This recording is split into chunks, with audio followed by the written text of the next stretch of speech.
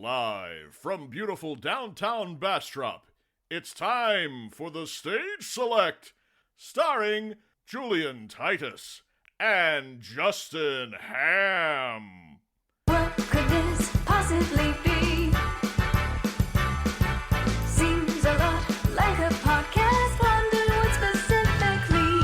Talking about video games. With your hosts, you're in good hands. Not more of the same. Now we'll jump right in. So expect the unexpected and more. Now we'll get grooving. There ain't always gonna walk through the door. There just might be some strategy in this. Just having fun with our special guest. Time for Stage Select. And here are your hosts, Julian Titus and Justin Ham. Welcome, one and all, to the Stage Select. I'm Julian Titus. And I'm Justin Ham, and I feel like I had something for today, but I don't remember now, and it's really bothering me. No, nothing here. Nothing going on in that note. No, I don't think I had anything. Oh, no, I have a friend at work, right, and they get things delivered to them as people do. Did you know that FedEx will just send you a picture of your driver, of the person driving the truck? No. They'll do it. Like, do you have to request that, or is it like... I think you have to look it up. I think it's in the Okay. delivery information or something like that. But he looked it up, and it turned out that his FedEx driver had very luxurious blonde hair. Just it was great. And so then we went on and on about we should ask them if we can brush it, which might have been a little too much if we actually would have done it. Yeah. But, it was nice hair, Julian. As somebody without hair, very nice hair, Yeah. I was thinking that sounds like a bit much, like just like the picture, but like in a time when you could very easily just like dress up as a FedEx person and knock on someone's door and get them to open the door for you because they're expecting something. I can see why that would be a thing like that. Yeah, that makes sense. the more you think about it, the more you're like, okay, yeah, I guess I could see this being a thing. Because that was my reaction to it. I was like, really? Why would you be allowed to do that? That seems fucked up. But yeah, you think about it for a little bit, and it's like, okay, yeah, I guess that does make sense. Yeah. In the world we live in. It's almost like everything's gone bad, Justin. That's fine. Yeah, all right. I'm all right. Yeah. I like to say that to people sometimes when they get depressed, is like, oh no, I'm all right. And then they'd be like, I only have had like one person notice me doing it, and then they laughed and were like, oh well, it's fine as long as you're okay. I'm like, yeah, you finally caught on that I was doing that. Yeah. Okay, good. Yeah. It's the last episode of the year. It sure is. It's been a year. It sure has. It's been a good year. Don't get me wrong. We'll talk about it at the end of the show. It's been a tire company for sure. Yeah. Goodyear tires. They exist. Oh, did I say Goodyear? Yeah, you right. did. Yeah. Yeah. It hasn't been a Michelin year. No. Nope. That would involve stars, and we ain't doing that. Yeah. I just learned this year that the Michelin star thing is actually related to the tire company. Yes, it is. I did not know that. Yeah. I can't remember exactly how, but that is. Yeah. It super is. Yeah, you would think it's like two separate things, but no, tire company. Yeah. It's like I don't know if they still I'm sure they still do it, but I remember, when I was really big into photography, right? Because like the realm of photography that I liked was photographing models. Mm. And I would follow, like I would like to look at books or stuff from like photographers and stuff like that. Right. And I remember like one of the big things was the Pirelli calendar, right? And it's like it's a calendar for a tire company, but it was always like one of the most prestigious photo shoots of the year, right? With like the most, like just the top models and the top photographers and stuff like that. So like, there would be a while there where I'd be like, oh yeah, what's the new Pirelli calendar? They got to spend that rubber money somewhere. That's right. Yeah, I don't know why they do that. That's kind of weird, but that's great.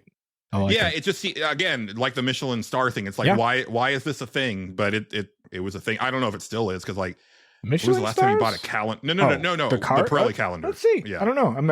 We can look into that. Like, when's the last time you bought a calendar? Like, I can tell you exactly the last year that I bought one.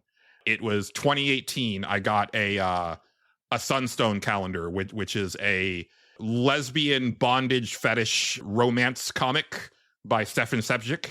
Okay. Which it's a really good comic. It's a really good indie comic, and the art is incredible. But like, I got a Sunstone calendar that year because that's when I got into the comic.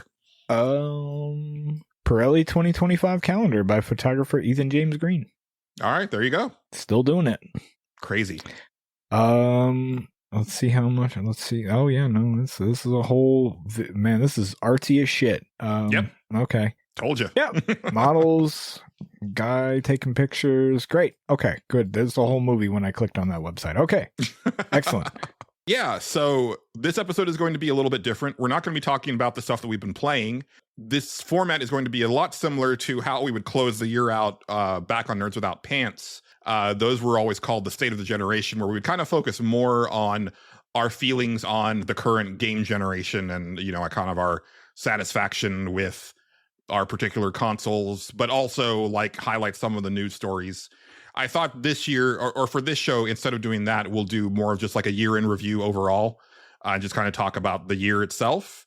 And so that will also talk about the podcast itself at the end. Sure. The last few years of Nerds Without Pants, we had like actually been pulling like some of the bigger stories of the year to talk about, because we weren't necessarily a topical podcast. So that was kind of like one of the few times of the year where we would actually like be up on current events or whatever. But really, and I think because this just kicks off to everything that we could probably want to talk about for this episode. The big story is the continued just catastrophic layoffs in the video game industry. Mm-hmm. 2023 was the worst year in the video game industry, and 2024 was like, nah, we can do better. Mm-hmm. And so I looked it up just before we started recording. It was about 10,000 jobs in the industry lost last year, 15,000 lost this year. Mm-hmm. So that's just... It's a lot of people. It's a shit ton of people. Yeah. It doesn't make any sense when you consider just how well games are selling. Like, I think that's the part. But at the same time, it makes sense because corporations are greedy as shit. Yes. And they overhired like a motherfucker. They didn't overhire. They hired a lot during the fucking pandemic. They were just like, man, games are in. We gotta stock up on folks. We gotta get these games out. People are buying them. And then when that kind of calmed down, as it naturally would, those people then were not working there anymore because they were like, oh, but our profits though. There's definitely an aspect of that to it, right? A lot of the corporations definitely were acting like, oh, games were the new, like have never been bigger, and it's just going to continue on this trajectory. And it wasn't just games that people did that with during the pandemic. It was, you're right. I mean, I think as with everything that we're going to talk about tonight, a lot of this is just indicative of the general reality of late stage capitalism. Yep. You might call it end stage capitalism, because I don't know that this is actually workable for the future. Like, I think something's going to have to fundamentally change, or we die. Meh. We'll probably just die. I'm not going to lie. No, Julian, Elon Musk is going to become president, and he's going to bail us all out, and it's going to be totally fine. So there's definitely an element of this that is like course correction for spending too big during 2020 through 2022. Mm-hmm. I do get that. But there's also like a pretty big element of, all of a sudden it seems that like the people who are holding the purse strings, they don't want to actually spend the money to make video games. They just want the games to be made. Yeah. They want the end product to make the money off of, but they don't want to actually spend any of the money to put into the product to get it to the end state. We don't want you to make the games. We just want to have the games. And it's like, that's not how this works. That's not how any of this works. It's a problem. Yeah, no, it kind of is. Not much of a real solution to it either. Hopefully it's one of those things that you're just gonna have to like kind of hope that calms down, but we'll see how that goes. But a lot of that whole attitude always seemed to me like it was games cost, like, especially like your AAA games, like the big ones, the big games, those cost a lot of money to make. A lot more than I think some company, and it's one of the more risky things, because if the game flops and does not do well, then you're out a lot of money. Instantly. Yeah. So it's a big risk business for the most part. And movies, like, I don't know how much it is to make a modern film nowadays, but I know there's like a ton of ways to, like, I don't know, there's a whole producer's bit about this, I'm guessing, where you can make bad movies and still make a profit or whatever. Yeah, and like Mike Fallick was kind of, cluing us into is that there is like a lot of weird moving of money and debt and stuff to like really like fudge the books. And I actually did watch a YouTube video about that right after we talked to him the last time, where they'll move like debts from other projects onto a current project in order to like make it look like the movie didn't make any money, right? So they don't have to pay like the back end, like the points deals to like the actors and stuff like that, or the like anybody who has like any investment in the profits. Yeah, part of it's like, oh, what was us? We didn't actually make any profits on it. Right. Oh, but really it made a fuck ton of money. Right. So there's definitely an element of that. I think I'm kind of all over the place tonight because like it's a clusterfuck of a situation, and it touches everything with video games, right? And I think part of it is that like the games industry needs to be more transparent. I had mentioned this a few episodes ago, where it's like we don't know what games sell anymore. Like we don't we don't have access to like that data, and I don't even necessarily need to have like the monetary amount. I want to know units sold, at least that. And you can extrapolate from there, you know, obviously with like a game like Suicide Squad Kill the Justice League, where it's been on a deep discount most of the year. Like units sold is not going to tell you the whole story. Right. But you can also look at units sold, like when you're talking about like Rocksteady's next game, it's like, okay, but like if Suicide Squad ended up ultimately selling 7 or 8 million copies and like enough people enjoyed that, it might not actually be ball game over for Rocksteady the way that people have been foreseeing because Suicide Squad was a failure. It's like, okay, so you're telling me that like a studio has like 3 home runs out of the park, and then they have one that doesn't meet anybody's expectations and they're done. It's like, and look, unfortunately that is the reality in a lot of situations, right? Yes, but I really do want to have like access to more data and kind of what's going on. The thing that studio in particular has to overcome is the fact that Warner Brothers has a lot to do with everything they have are involved with, and Warner Brothers is fucking up just across the board. Yeah, so that's the part where I'm like, I'd be surprised if like tomorrow or any time in the future we wake up and it's like, yeah, Rocksteady's closing, they're done.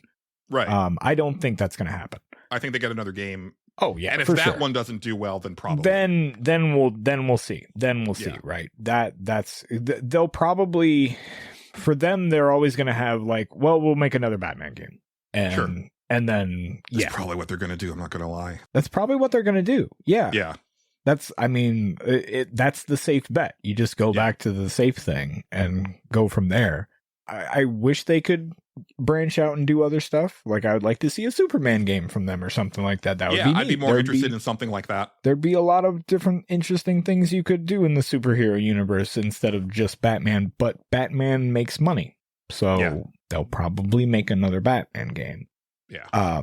Batman makes the most money too of all the DC properties. Oh yeah. Yeah. Oh yeah. But yeah, there's other, bigger studios that, made a game and then closed or whatever. So, these things happen. Like, I don't know what the fuck Microsoft is doing here recently, like with this year. That was the whole thing. Like, yeah, man, that's the thing, right? You got to wonder, like a lot of questions I was asking myself this year was like, who is ultimately making the decisions? And because a lot of times it seems like nobody's paying attention, right? So like, the announcement that Xbox was going to purchase Activision Blizzard, that transcended video games. That moved into like mainstream news, right? That was like Wall Street Journal front page because it was a massive thing. Yeah. So you got to imagine that someone at Microsoft that's like way above like the Xbox, level was aware of this thing going on. But you get the sense that all of a sudden they're like, whoa, what's this $70 billion like receipt we got here? Right. You guys better like make good on this fast. And it's like, isn't a $70 billion investment supposed to be a thing that you're investing in for the long game? Right. Like not like a quick return? Right. Because that was the big story where I was like, oh, well, we have to cut costs where we can because, it was a big investment and blah, blah, blah. And it's like, did nobody know that this was happening? Like, right. And I really do feel that like it was a terrible look to cut anybody in the first year of this thing, coming through. Right. Yes, it was. Yeah. It immediately sends the picture or sends the idea to people that, oh, well, we have this now. We don't really care about this other shit anymore. Yeah. This is just this is whatever. It'll do whatever it does and we don't care. But like, for a long time, I was really like rooting for them and really liked a lot of the stuff they were. I was like, oh, they have a lot of like neat little stuff that I hope, a lot of studios that like I hope can make a cool game now, because they always had in the past, but like you never got to like, they didn't have the machine behind them, and now they have that, and let's see what they can really do and all this shit, and it seemed like they were really behind that, and then a game comes out that I like and think is neat and interesting, and then they go, yeah, but no, fuck that thing. That's fine. Which one was that? Hi-Fi Rush or whatever. Like, yeah, they close. Then you close that studio like after that game comes out, and I'm like, man, this is really cool. I hope they move in this direction. This is really neat. Yeah. And then no. The Tango thing, I feel is kind of like almost separate from the rest of the Microsoft stuff, simply because I feel that was kind of always the plan. Like, I don't think they ever wanted that studio. I think they had to get that studio to get Bethesda because it came along with Bethesda. Yeah. Yeah. And they were like, okay, yeah, they can release. Well, actually, because they did release. No, I don't think Evil Within 2. No, that came out before. Yeah. But they released Ghostwire Tokyo, which didn't do well. Then they released Hi-Fi Rush, which did do well. But I think by the time, well, honestly, I think even before Ghostwire Tokyo, like they already were like, okay, we'll let them release like their game. Yeah. And then we'll cut them. And then they're like, oh, they got another thing that's like about to come out. Okay, they'll release that, and then we'll cut them. Yeah. Right. Yeah, because I mean, even that game, like, it didn't really have like a level of hype behind it. It was cool how they did it. It was like maybe the coolest thing that they could have done, I guess, for it, considering it had no advertising or showing before that. Like they were just like, it's out right now, and everybody was like, oh, that's cool. Yeah, That's I mean, neat. that definitely got everybody talking about it For and sure. playing it all. It's like, oh, I got to check this out. Holy shit, Yeah. it's on Game Pass right now. But as far as the other stuff, a lot of stuff was like, oh, all of a sudden Microsoft or Xbox is going to have, I try to make a distinction with Microsoft and Xbox because like I'm talking about the Xbox, shell, like that part of the company. All of a sudden they're going to have like all of these like dormant IP that like Activision didn't want to do shit with, but like there might be teams that already are working under the Xbox umbrella. They're like, hey, I'd like to take a crack at that, right? And I think that's the big thing that really annoys me about. Annoy is like a really weak word. It really pisses me off about the Xbox layoffs this year, especially from like the studios they acquired, because it's like, it's Christmas. Just let them go in the grab bag and like pitch some shit. Right. You've got access to more IP than you have like studios to handle. Yeah. Right now. Like, let's see what happens with that. And the industry wide, but especially the Xbox stuff is like, I cannot even imagine the amount of knowledge that is forever lost to the video games industry because of the last 2 years. Yeah. Of those 25,000 people, how many of those actually stay in the industry? Seriously. Oh, probably not a lot. They'll probably go to tech. Yeah. Or if they're still there right now, like still trying to like make a go of it, they got what? Maybe one more game, maybe 5 more years, and then they're out. It's become an industry that is gonna be like really dodgy to work in. Like, yeah, I don't see how a future, if it continues like this, I don't see a future where people like going through school are like, I want to make video games. It's like, I want to make they see you can make video games, but you have, if you do it yourself and stuff like that, I guess you could maybe do it. Like, sure, that's a different thing. But yeah, you'll have a lot more hobbyist developers, but like that's also, but those people are going to be having to do it just for the love of making the game and not not hoping for any type of while return. they right? work their side job in tech or whatever. Exactly. That's Yeah. pretty much it. Your big AAA stuff is gonna kind of take a hit a little bit. I think it's across. I think it's across the board. I think even like your larger indie studios are affected by this because I think depends. Well, because I'm thinking long term, right? Sure. So like because if this continues and like every year is like there's this massive percentage of jobs lost every year, then I think you have fewer and fewer people interested in even learning how to make games. That's true. Because like there's not that passion for it because it just you see like people getting crushed by it and just spit out with like no regard for their future or anything like that. And so then I think you even have fewer indie games coming out. Again, or it is just like a side project, and maybe 1 out of 1,000 of those side gigs turns into a Balatro or a Vampire Survivors. Right. But I don't know. I think especially when you've got like Microsoft money behind you, or you've got Ubisoft money or EA money, where it's like you can just move these people onto something else. Like you don't have to let them go. And I think there's also we don't have the full picture because like. You never know how many of these layoffs were actual like people that were like full-time employees under that company and how many of these were contract people that were there for the gig. I'm not exactly the gig sure ended, how, because right? that's always been a thing in video games is the contracted the contractor, the outside contractor coming in and doing a thing that they are good at doing and then moving on. Right. Yeah, I'm not sure exactly how that goes. But yeah, it's weird. We'll see how it plays out. That's pretty much it. That's all you can do. A lot of things have to change. And there is a hope that I have that like maybe an overall contraction of the industry might help in the long run. As far as if there's fewer games coming out every year, but those games that are coming out have more room to breathe.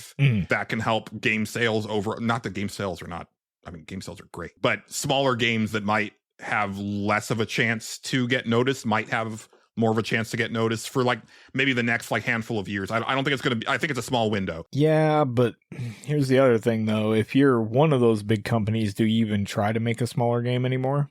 Because Square's already like, we need to stop doing that. We just put it all in on the big stuff. Let's stop with this trying new things out. This is not working. Yeah, but that's the weird thing too, is that like I see a lot of like really like jaded sentiment from people like in our space, like the podcasting space or like the media space or gamers, as a whole, about like games are all the same now and it's all AAA. Like everybody wants to blame AAA for everything and there's no middle games and stuff, and it's and all the other big things like, oh, single player games don't sell. And it's like I don't know what industry you've been looking at, but like the single player stuff is doing really well, the AAA stuff is doing really well. But also I think this year in particular was like a really good showcase for smaller productions doing pretty gangbusters. And when I say smaller productions, I'm not, they're still pretty big productions. But like stuff like Metaphor, stuff like Astrobot, stuff like a Dragon, right? Yeah, I think Sega and Atlas in particular have like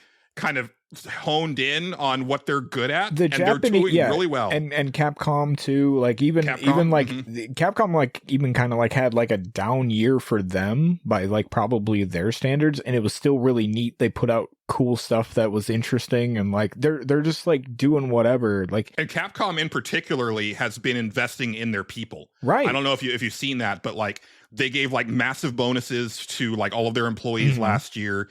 This year they started a thing where like they were giving some sort of like living, like it was almost like a signing bonus for new employees as like incentive to bring in new blood, basically, right. But like kind of upping like the amount that new employees get. It was like higher than like the rest of people like in that realm of the industry.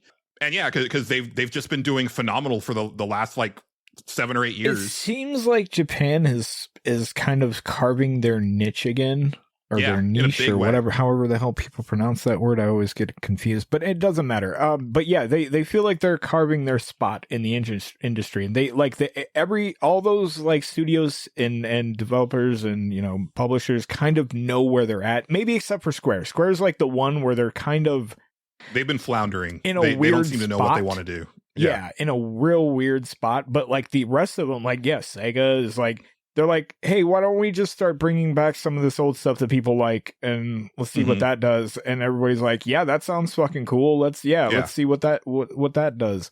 And let's also be fair. Some of the stuff they've said about those games is a little worrisome, right? Oh, The way that they're talking about Crazy Taxi and Jet Set Radio is like, that doesn't seem like the right move for those particular games. But I also want to see what you do with the new Golden Axe and Shinobi, and Phantasy Star might be on the table again. Right. Who knows? Like, let's see. Why not?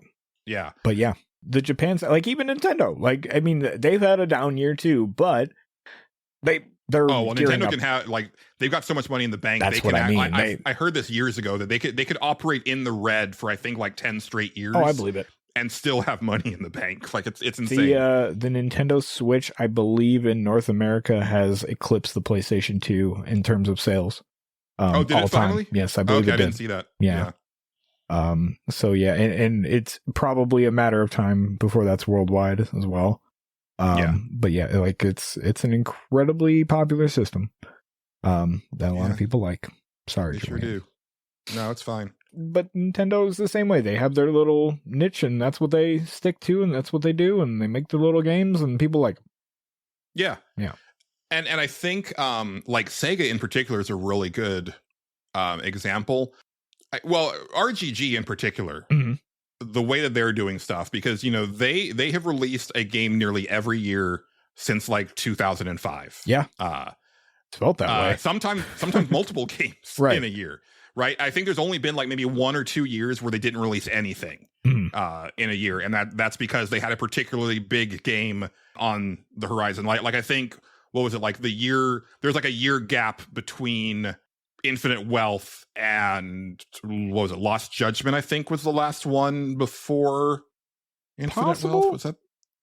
No, that's sorry. Big one? Because last year we had Man Who Erased His Name and but that was the gap year. So the year between Ishin and Man Who Erased His Name, like last year, like there wasn't anything in 2022, and then 2021 was Lost Judgment. So there was like that year gap, but I think that's because they were prepping 2 games alongside Infinite Wealth, a big one. Yeah.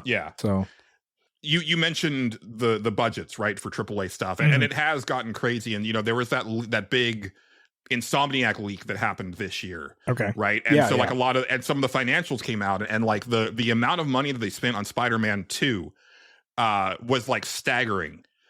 And I would love to know where that money goes. Like, not that Spider-Man 2 did not look like a massive production, right? Like it looked incredible, but it was the same New York from Spider-Man 1, except they added stuff to it. And like Ryuga Gotoku does that every year, right? Yeah. They take the same city and then they upgrade it and they add new stuff to it or what have you. Or in the case of like an Infinite Wealth, they add like a whole new area that's like massive. And they always look incredible, right? Like Kamurocho in like a current modern this year Like a Dragon game looks incredible. Like it looks good. You're not walking around Kamurocho going, oh man, like this looks so like dated and old and broken. It's like, no, it does the job that it needs to do. Yep. And I think about like a game like Spider-Man 2 where it's like you're swinging around that city so goddamn fast. Maybe you didn't need to put this much detail into it as you spent. But again, we don't know where that money went. I don't know. And honestly, I'm like, is this because of the third act? Like, is that where like a lot of the budget went? Because if it did, like that was probably like the not the right plan. Like maybe you should have saved that for the third game. Man, it's hard to say. I don't know how they make those games, but the budget thing almost always seems to be on the Western side of development. Like, yeah, and I would love to know like what the disconnect is there, like what's going on there as far as like efficiency and like what pipeline they have, and like was it a situation where they just completely rebuilt New York from the ground up because they were like, well, we got to do that because it's a sequel, and it's like, no, like what, no, like because I've been saying that for years. It's like, and I think gamers kind of have this mentality. I remember when Final Fantasy X-2 came out, right? There were a lot of complaints of like, well, it's just the same areas, and my thought was like, yeah, but you get to revisit the areas from Final Fantasy X again and see what's new and, Yeah. and revisit your friends and stuff. Like, this is really cool. I loved that concept. Now that I've played through a bunch of the Like a Dragon stuff, it's like, man, I feel like I know Kamurocho like as well as I know Austin, Texas at this point. It's fun to go through and see the city. Like this is one part of Infinite Wealth that I really liked that other people didn't, which was the reminiscing part. Because some of that stuff I was like, oh yeah, I remember that. That was that building that was here before. I forgot all about that. Yeah. Like it was kind of neat, like in that way. And yeah, sometimes you like there are certain parts where I'm like, oh, this is where the homeless camp was, but now that's super not what it is now, and all this stuff like that. You feel like you know a little area of that place very intimately, which is interesting. And honestly, like I didn't have the problem with that part, like as a concept. It was just that I was ready to. That was when I was getting ready to want to finish the game. It comes at a weird time. But as a man who has lived in the same city since I was 5.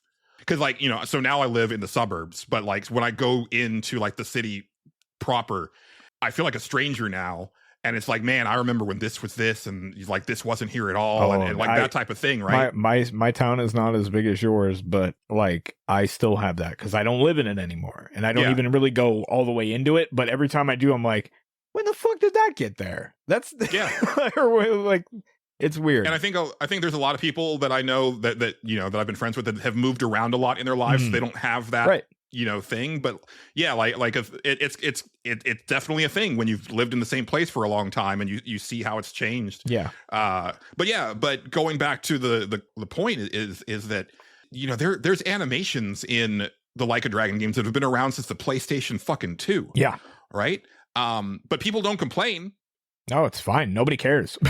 And I wonder, you know, because this is also a thing with like gamers TM, right? Like you remember like the puddle controversy in Spider-Man 1. Yeah, Puddlegate, yeah, right? That whole bullshit. Where it's like, oh, that puddle isn't as reflective as it was in the trailer, and it's like, well, yeah, stuff changes like in the course of development. Like, who cares? Like, it still is one of the best looking games that came out that year, or any year.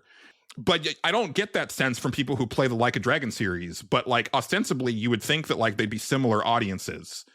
Maybe they're not. Maybe there's not a lot of crossover. But I don't know. Like crossover for what exactly? People playing Like a Dragon and people playing like a Spider-Man game or like a big budget like no, Sony first not as release. much crossover as you think. I guess not. I'm going to tell you that right now. Spider-Man is like Spider-Man does like that's a big game. But I guess I'm focusing more on the people who would be complaining about the puddles, right? Because those are not necessarily the Joe public who buys the game because it's Spider-Man. There are people that only play Western developed games, and a lot of those are the people that are complaining about that type of shit. Trust me. Yeah, I'm sure you're right. Yeah. But yeah, I just, because that's another thing where I feel like something's got to give, right? Like, and I think part of it is that audiences are going to have to start to become comfortable with games kind of staying at a certain level of visual quality, right? Yeah. Especially when you hear in the PC space, right? Like the most popular graphics card is like one that's outputting in 1080p, right? And you know, the Switch is like the most popular thing going. And you have like so many people who just have not been able to upgrade to the PS5 or the series consoles because they can't afford it, right? So it's like, I think we are on a cusp of like where I think things could kind of chill. Like, I don't think we necessarily have to be like chasing like. Oh yeah, no. Every upgrade from here on is going to be very incremental for a long, like your tech jump days are like way over. Like it's kind of boring to people like us who were there when like the next thing came up and we're like, holy shit, look at that thing. I think those days are done. We're still gonna have like wow, that game looks really good, but it's never gonna be like when you saw like the PlayStation 2 in action for the first time or anything like that. You're never gonna have possibly. That's what I mean. You're never gonna have that kind of jump. But even like ray tracing is a great example, right? Ray tracing looks really good, but at the same time, there are times where I've turned it off and just been like, you know, this game still looks good without this. Like it's Yeah. it's totally fine without it. I definitely notice when people take the extra step to put like a level of detail where it's like you didn't need to do this. Mhm. I appreciate that you did Yeah. it. Like I saw it and I think it's awesome, but it's like, but I don't necessarily need this, right? Because perfect example. I saw a post on Blue Sky yesterday where someone was like, I just upgraded from like a 1080 to I think it was like a 3090 or something like that, or it might have even been a 40. 40 series. I don't remember. He's like, y'all, did you know video games look this good now? It's like, I can't believe what I've been missing out on all this time. Right. And it's like, yeah, like, that would be a massive leap for someone. And another example, right? I did not catch when the Witcher 4 trailer started that it's running on like a unannounced graphics card. Oh, okay. So it's a next gen game. Yeah. But like you look at it, it's like, no, I can totally believe that could come out now. Yeah. It looked incredible, but games look incredible. Yeah. Right. So like I could totally buy that being on, current hardware. By the time it comes out, it's probably going to be another Cyberpunk situation where it's like, you probably should just cancel the current gen version and just focus on next gen. Very possible. Very possible. Yeah. I think there's definitely an element of mismanagement in a lot of these bigger studios where it's like money just isn't being used efficiently. And very possible.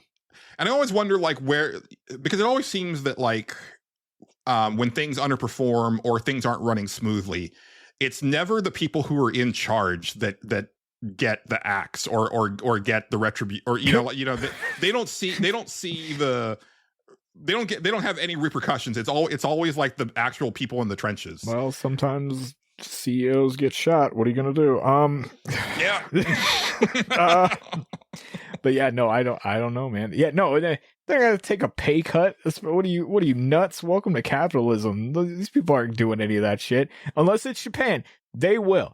They'll be like, okay, look, we got to fall on the sword for the rest of our employees and for our honor. But like in America, they're like, nah. There's also like laws in place there that kind of require them to do so. Good. So, yeah. Fucking good. No, I agree. But yeah, I do feel it like, the industry has to kind of take a hard, long look at the way that like they're currently making games and kind of reevaluate and set different targets, right? And maybe ultimately this does end up turning into like a return to like, no, let's try some smaller things. Let's see what sticks, right? Like I keep going back to like, there was a time when Ubisoft was actually making really interesting experimental games because they're like, we've got all this Assassin's Creed money. Yeah. So let's use some of that to make stuff like Rayman Origins and Valiant Hearts and what was it, Children of Eden or whatever? I forget whatever that RPG was. I think that's the name of it. Something like that. Like a name Children of a video Light. game?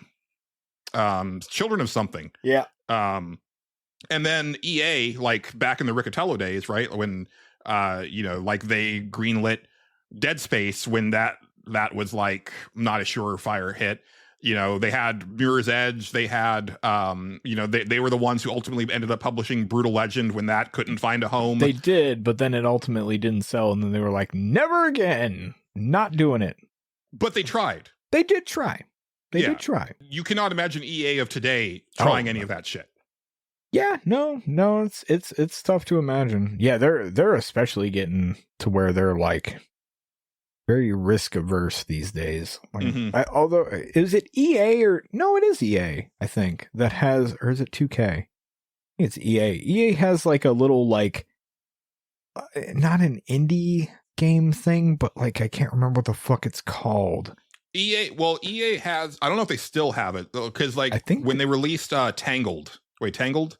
That's not Tangled. They released that like Untangled dice game. Do you remember? I forgot what the fuck it was called. Now I gotta look and see if I can find this thing. I want to say, oh god, how the fuck am I gonna find that? I don't know the EA dice game. What the? Nobody knows what the fuck that is. Well, no, you can't do that because there's dice under EA, so it's gonna be you're gonna get like Battlefield. Oh yeah. EA Originals. Yeah, that was That's the indie label. Yeah, I don't know if they're still doing. It's not that. like an indie label, but yeah, that's the one that publishes like It Takes Two, Split Fiction. That's the new It Takes Two guys game. Okay, so I guess they're still. Immortals of Avium came out under that label. This is where they're like out there trying shit. Lost in Random is the game I'm trying to think of that had dice. Unravel 2, Rocket Arena, A Way Out. Yeah, this is. Wait, did Lost in Random come out? Yes, it did. Really? Yeah, 100%. Oh, yeah. Nobody talked about that. No, I remember seeing I heard when it debuted. Yeah, I heard a few people talk about it, but yeah, it didn't really. It exactly set the world on fire. No. Mm-hmm. And yet, then you never heard anything else about it. But yeah, they have that. That's their risk taking division, and I'm sure they did give them whatever budget, and if it does well, it does well, and if it doesn't, we get. Well, I'm glad that's still there. Cred. Like, yeah, Immortals of Avium, I think is a really good example though, where it's like it was a studio that's never made a game before. Yeah, making a new IP with like a AAA budget. Mm-hmm. And it's like you either get the brand new studio to make something that's in a well-worn franchise to like let them like cut their teeth, or you let them do a smaller budget thing that doesn't have nearly as much risk attached to it. Yeah. It was just like this weird thing. It's like, why? Then again, it might have done well. That game seems fine. Well, no, the game tanked. No, I know. It might have. I said it might have.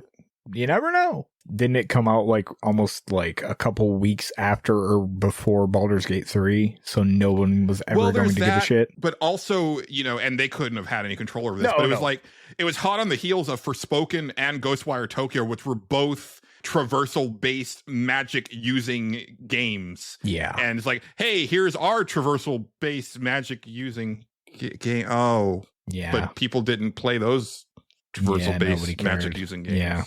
I like those other two games, and so I'd probably like Immortals of Avium. You might, yeah. But you should try it. Yeah, I think it's on Game Pass right now. There you go. Again, for the umpteenth time, like things have got to change for sure. Mm-hmm.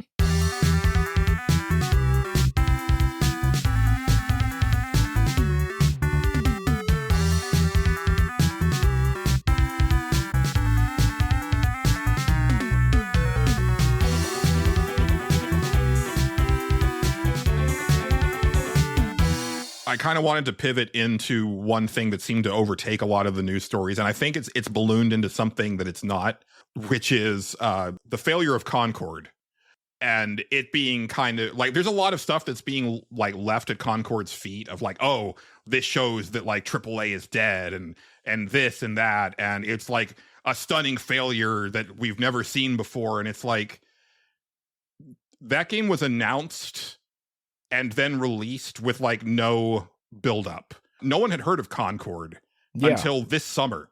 And then it came out at the end of summer with like there wasn't any preamble towards it. It was just like, like that's my thing from the jump is like, I could tell that like from its announcement, oh, Sony's not behind this. No, they don't give a shit. Yeah, that's what it felt like. Yeah, they very much, somebody must have seen it and went, oh shit, yeah, we should put that out, I guess. How do you want to do it? I guess we should start talking about it like now, maybe? It's out in like a month, right? Yeah, we should probably say something. And let me be clear, at some point, someone at Sony was definitely behind it because like, I'm sure. It had a secret level episode produced for that whole big anthology series on Netflix, right? Yeah. Obviously, like the budget of the game was like way higher than it had any business being because they spent a lot of that money on these really lavish like CG cutscenes for the characters that were going to be released weekly for some reason. When you play a multiplayer shooter, like the thing that you're really invested in is the story, right? They were trying to do Overwatch. They were trying really hard because Overwatch did that thing when it first came out where they were releasing the little like character trailers and shit. Do you remember those? And those were really cool. Yeah, but that was part of the marketing. That wasn't like part of the game. Oh, you know what I mean? This is part of the game that it was coming out in the game. Yes, yeah, it would be a thing where you would log into the game, and then like this week would be like this character's episode or whatever. Oh, that's kind of weird. Yeah, it was. I would like. I think it would be a good idea if one of these types of hero shooters came out and had a story and had a single player element to it. Oh, 100%. I think it would be really neat. I've said since Overwatch came out, I was like, these characters are cool enough that you could do some shit with this world, right. and I would be into it, right? And then Overwatch 2 was supposed to have that element to it, and then that's the part they canceled. They backed down, and I think, and I feel like if Concord could have leaned into that, and maybe that was the idea, and then somebody went, and somebody higher up went, actually, guys, maybe we don't do that. It's hard to say. I don't know. Yeah. But there's an idea there that could work, is what I'm saying. Yeah. But yeah, no. Listen, when you put out a fucking hero shooter, you have to be better than Overwatch, and it's hard to do that. Yeah. Well, not just that. You have to be better than Overwatch or Valorant or Apex. I forget about those as well. Yeah, there's those as well. Yeah, a hero shooter's tough. Yeah, people don't talk about Apex and Valorant as much, but I think they're actually low-key more popular. I was going to say, Valorant definitely is. Valorant is definitely more popular. Valorant, yeah, we talked about it. It's like the Roblox of first-person shooters, because it's that game that, like, no one talks about, but shit tons of people are playing. A lot of people play it. A lot of people know things about it. I will never care, but it's a big deal to somebody, and that's cool, Yeah. When Overwatch came out, like back in the day, like people kept trying to like kind of get in on the pie a little bit. There was that one fucking Lawbreakers or whatever. I always remember Lawbreakers. That was the fucking what's that dipshit's name that made Gears of War? Cliffy B. Cliffy B. Yeah, that piece of shit. and then what was it? Bleeding. No, wait, Bleeding Edge was the. There was the Gearbox one that came out before I can't think of. and I can't remember what the hell its name was. Yeah, the hobby grade one. Yeah, it wasn't great, but nobody could quite pull it off. Battleborn, that was it. Yeah, but yeah, nobody could quite pull that off. It was tough. Yeah, and that's kind of what I was thinking about just recently. I think because I've been looking at like PS2 games, because I was playing like Onimusha and God Hand for games my mom found recently, but like. There was a time where it was very easy to capitalize on the new hotness, right? Yeah. Something could hit, right? Like GTA 3 could hit. And then in a year or two, you could have your open world crime game that you made, because like that's how fast the turnaround time was. I mean, even before then. That goes way back to, the arcades, man. Like, and all that shit.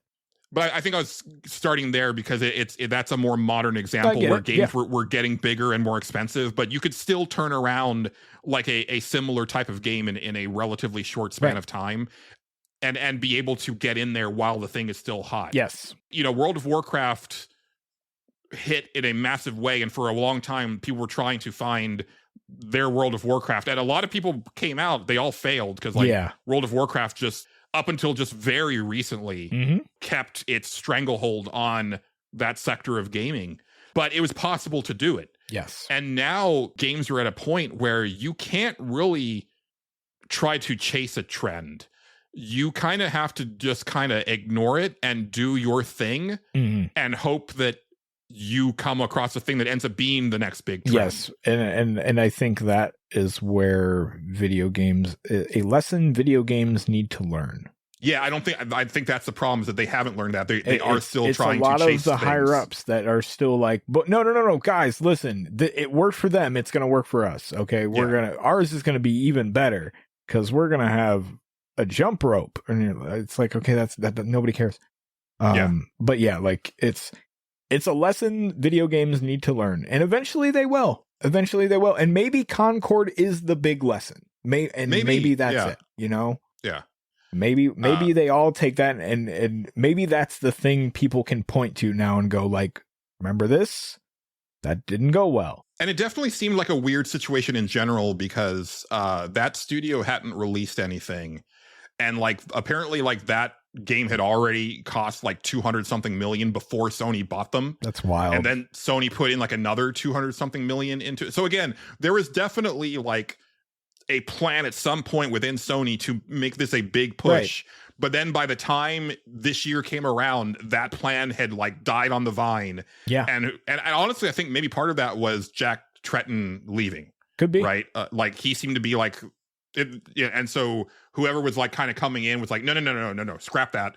Like, because honestly, I think Helldivers 2 was also kind of put out to fail, but then it didn't. But and they then were it like, did. Yeah. oh, we don't know what to do with this. Right. It's like, it's a massive hit. Yeah. And I think that's also the thing that I keep going back to with like the idea of like trying to make a games as a service game from the jump, is that you kind of can't do that. You kind of have to let it build organically. Like, I think Helldivers 2 is a really good example of, no, this game came out, you pay $40 for it, but then it hit and like it grew an audience around it. People are like, no, yeah, I will throw more money at this for other shit, because like I'm really invested in this game. And it's like, yeah, that's cool, unless you're going for like the free to play thing, obviously, like, you know, a Marvel Rivals, like that one is like, well, at least you have the Marvel thing attached. You have to the it. Marvel license, and that goes a long way. It goes a long way. It wasn't a surefire thing. No, absolutely not. But it also long way.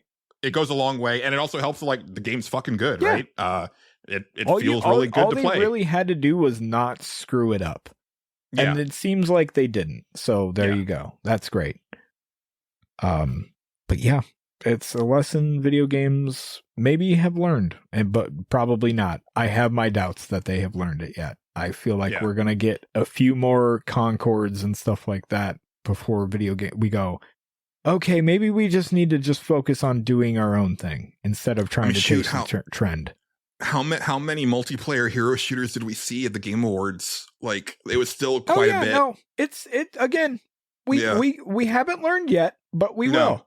Because again, because the lead time is so crazy, right? Like, you know, this stuff was started years ago, and it's like, oh, wait, no, that's not the trend anymore. Fuck. Yeah. But like, you're already committed. Look, like, there's room for everything, even a multiplayer game, even a hero shooter or whatever.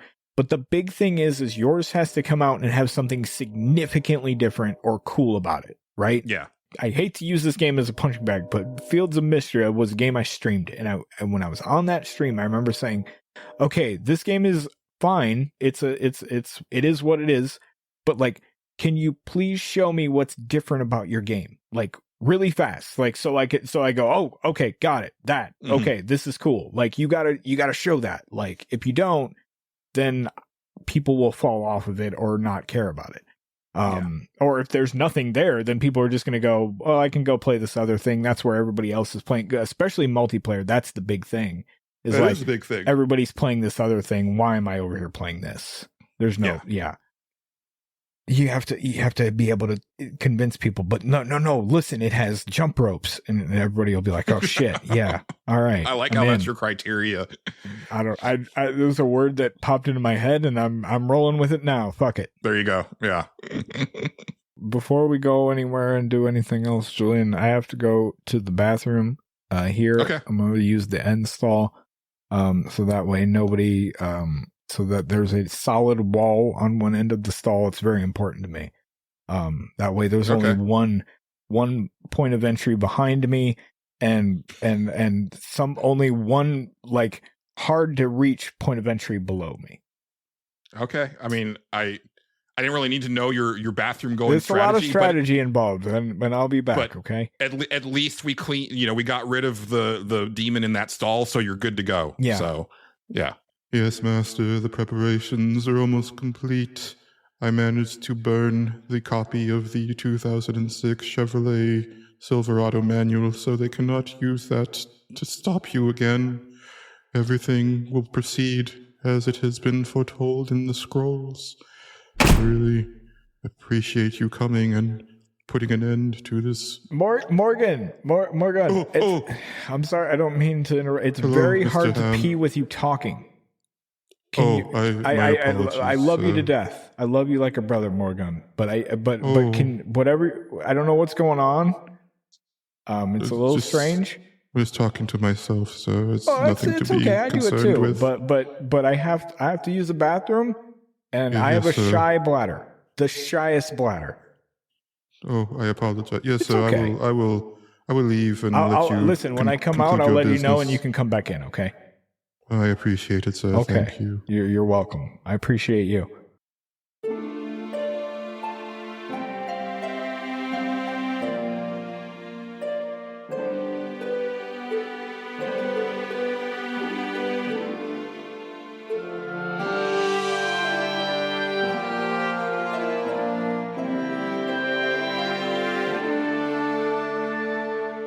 And we're back.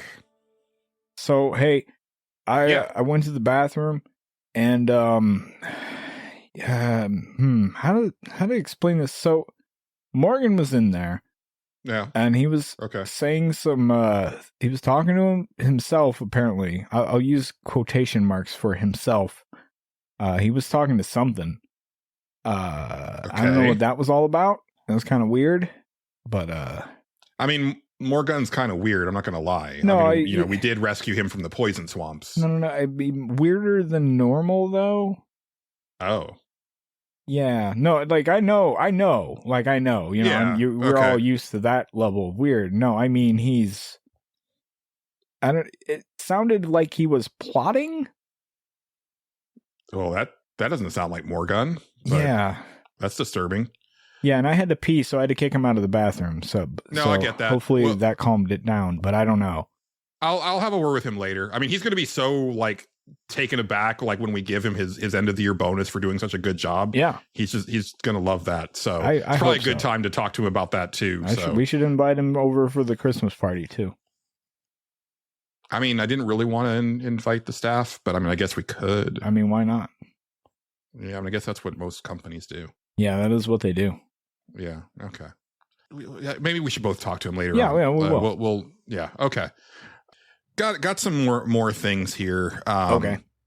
We've spoken a lot of doom and gloom, right? Because it's been a lot of doom and gloom in the industry. And, I think we've skirted around it a lot through the course of the year, but, it has been really rough on the actual like industry itself and the people who make the games that we enjoy. Yeah. But as last year, it's also a weird dichotomy with the fact that like, man, it's a fucking great year for video games. It was a decent one. Yeah. Like I will continue to say it until I don't believe it anymore.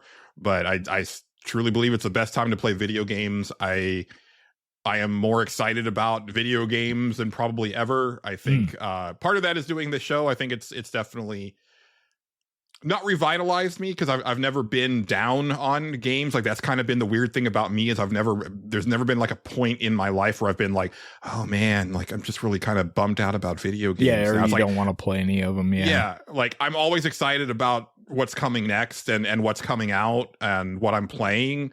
And I guess also I'm trying to counteract like a lot of sentiment that I see online. I've seen so many like videos on YouTube that start out like, oh, I know why video games suck now, or like video games aren't fun to play anymore, or why you don't like playing games anymore. And it's like, that's a you issue. Yeah. Like, and I honestly, I see a lot of that sentiment in our audience with Discord a lot of times with stuff. Every once in a while.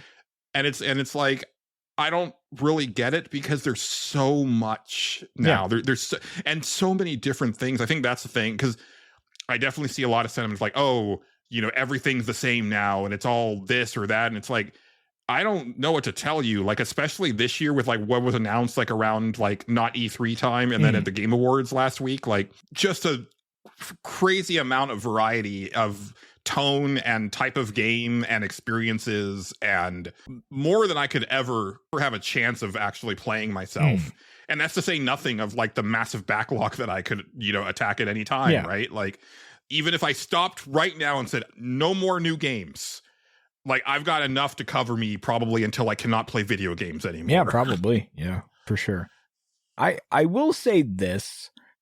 It was a good year for video games, but I will say for me personally, I didn't find a lot to personally grab onto. That is not a like a damnation of everything that came out, because I thought there was a lot of stuff that was really cool that came out, but like for me, like I found it like you were more lukewarm on some of the bigger stuff this year than previous years. than a lot of other times, I felt it like it was just kind of like like Star Wars came out and I was like, yeah, I'm trying to get into this and I just can't. And then there was other stuff that That's came a bad out. example for you though, because It's Star Wars. That had a challenging road to hoe for Justin Ham For sure. anyway. It had to be like great for me to. Yeah, same thing with Astrobot, which you didn't play it, but like that's just not my type of game. Yeah, exactly. That's what I mean. Like for me personally, I was like, man, I wish there was like more stuff for me, but at the same time, like I still found enough stuff that I really liked too. Yeah. Like that's it goes into what you were saying, where there's always something to fuck around Yeah. with. Even sometimes where I'm just like, there's nothing for me right now, so I'm just gonna go, what's going on in the modding scene in Cyberpunk or whatever the fuck, because that's what I've been doing right now. This was the first year since you and I have been podcasting together where I felt that I was like able to keep up with you, mainly because like you didn't touch a lot of the stuff that I was playing. There would be stuff that came out that I was like, I'd look at and I go, that's not for me, and I'm not particularly interested in playing it, unfortunately. Like Astrobot's a prime example where I'm like, that, like, I will sit there and acknowledge all day and twice on Sunday that is a really good game. It's just like the type of game it is like not for Justin. Like I'm just like, yeah, I'm never gonna get full blown. Like that is. It's actually rated that in Australia, NFJ, not for Justin. That's good. I'm glad Australia's on my side. That's good. I have a whole continent. Yep. That's good. But yeah, but that's it. Like, but I still found really cool stuff. I found, Close to the Distance, and there was Until Then. I found Until Then. And then there was, I'm glad you found Until Then. Yeah, it was great. Like I really liked that game. And then, and Unicorn Overlord was really, really fun. I loved that. That felt like a game that was specifically made for me. So like there was also that, you know what I mean? Yeah. It was all so I'll agree. The video games are great. I mean, man, like, so I just, as we're recording this, like, I just finished like editing and getting the final Game of the Year episode put together, and like, it's such a fun Game of the Year episode. Like, I'm excited for people to listen to it. Like, it's so much.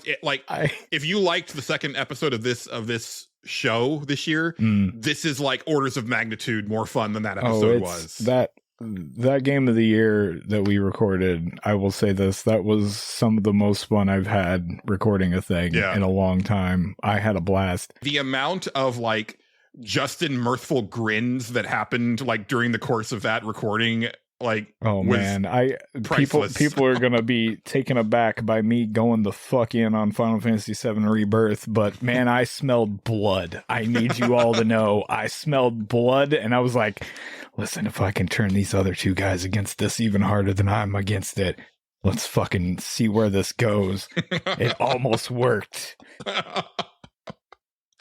Yeah, and honestly, like as I'm seeing, other like, the big publications release like their Game of the Year list and stuff like that, it's like, yeah, there ain't nothing like the stage select list. No, it's kind of special. Yeah, for sure. It's for sure. It is our list. I will say that. And that's coming in the near future. But as far as like far flung future, this year we got the release of the PlayStation 5 Pro. There are now rumors of both Microsoft and Sony working on portable systems a la a Steam Deck type thing. Yeah, or obviously, I mean, obviously, it's a Switch. You want Switch numbers, yeah. Yeah. And I got a Steam Deck recently. It was very much a depression purchase, a bad like impulse buy decision. You don't have that, but also a pragmatic thing because I've been wanting a Steam Deck for a really long time, and with a lot of the scuttlebutt about how things that the Orange Overlord is planning on doing when he returns to power and how that could affect electronics in that's particular. Very true. Yeah, I was like, it might just be the time to go ahead and pull the trigger on this. And the Steam Deck is not cheap. No, like, well, the one, and I got like the nicest one because like if I was going to go in, I was going to go all the way in. And the PS5 Pro is not cheap. No, and that has me thinking. And I was wondering how what you thought about this, Justin.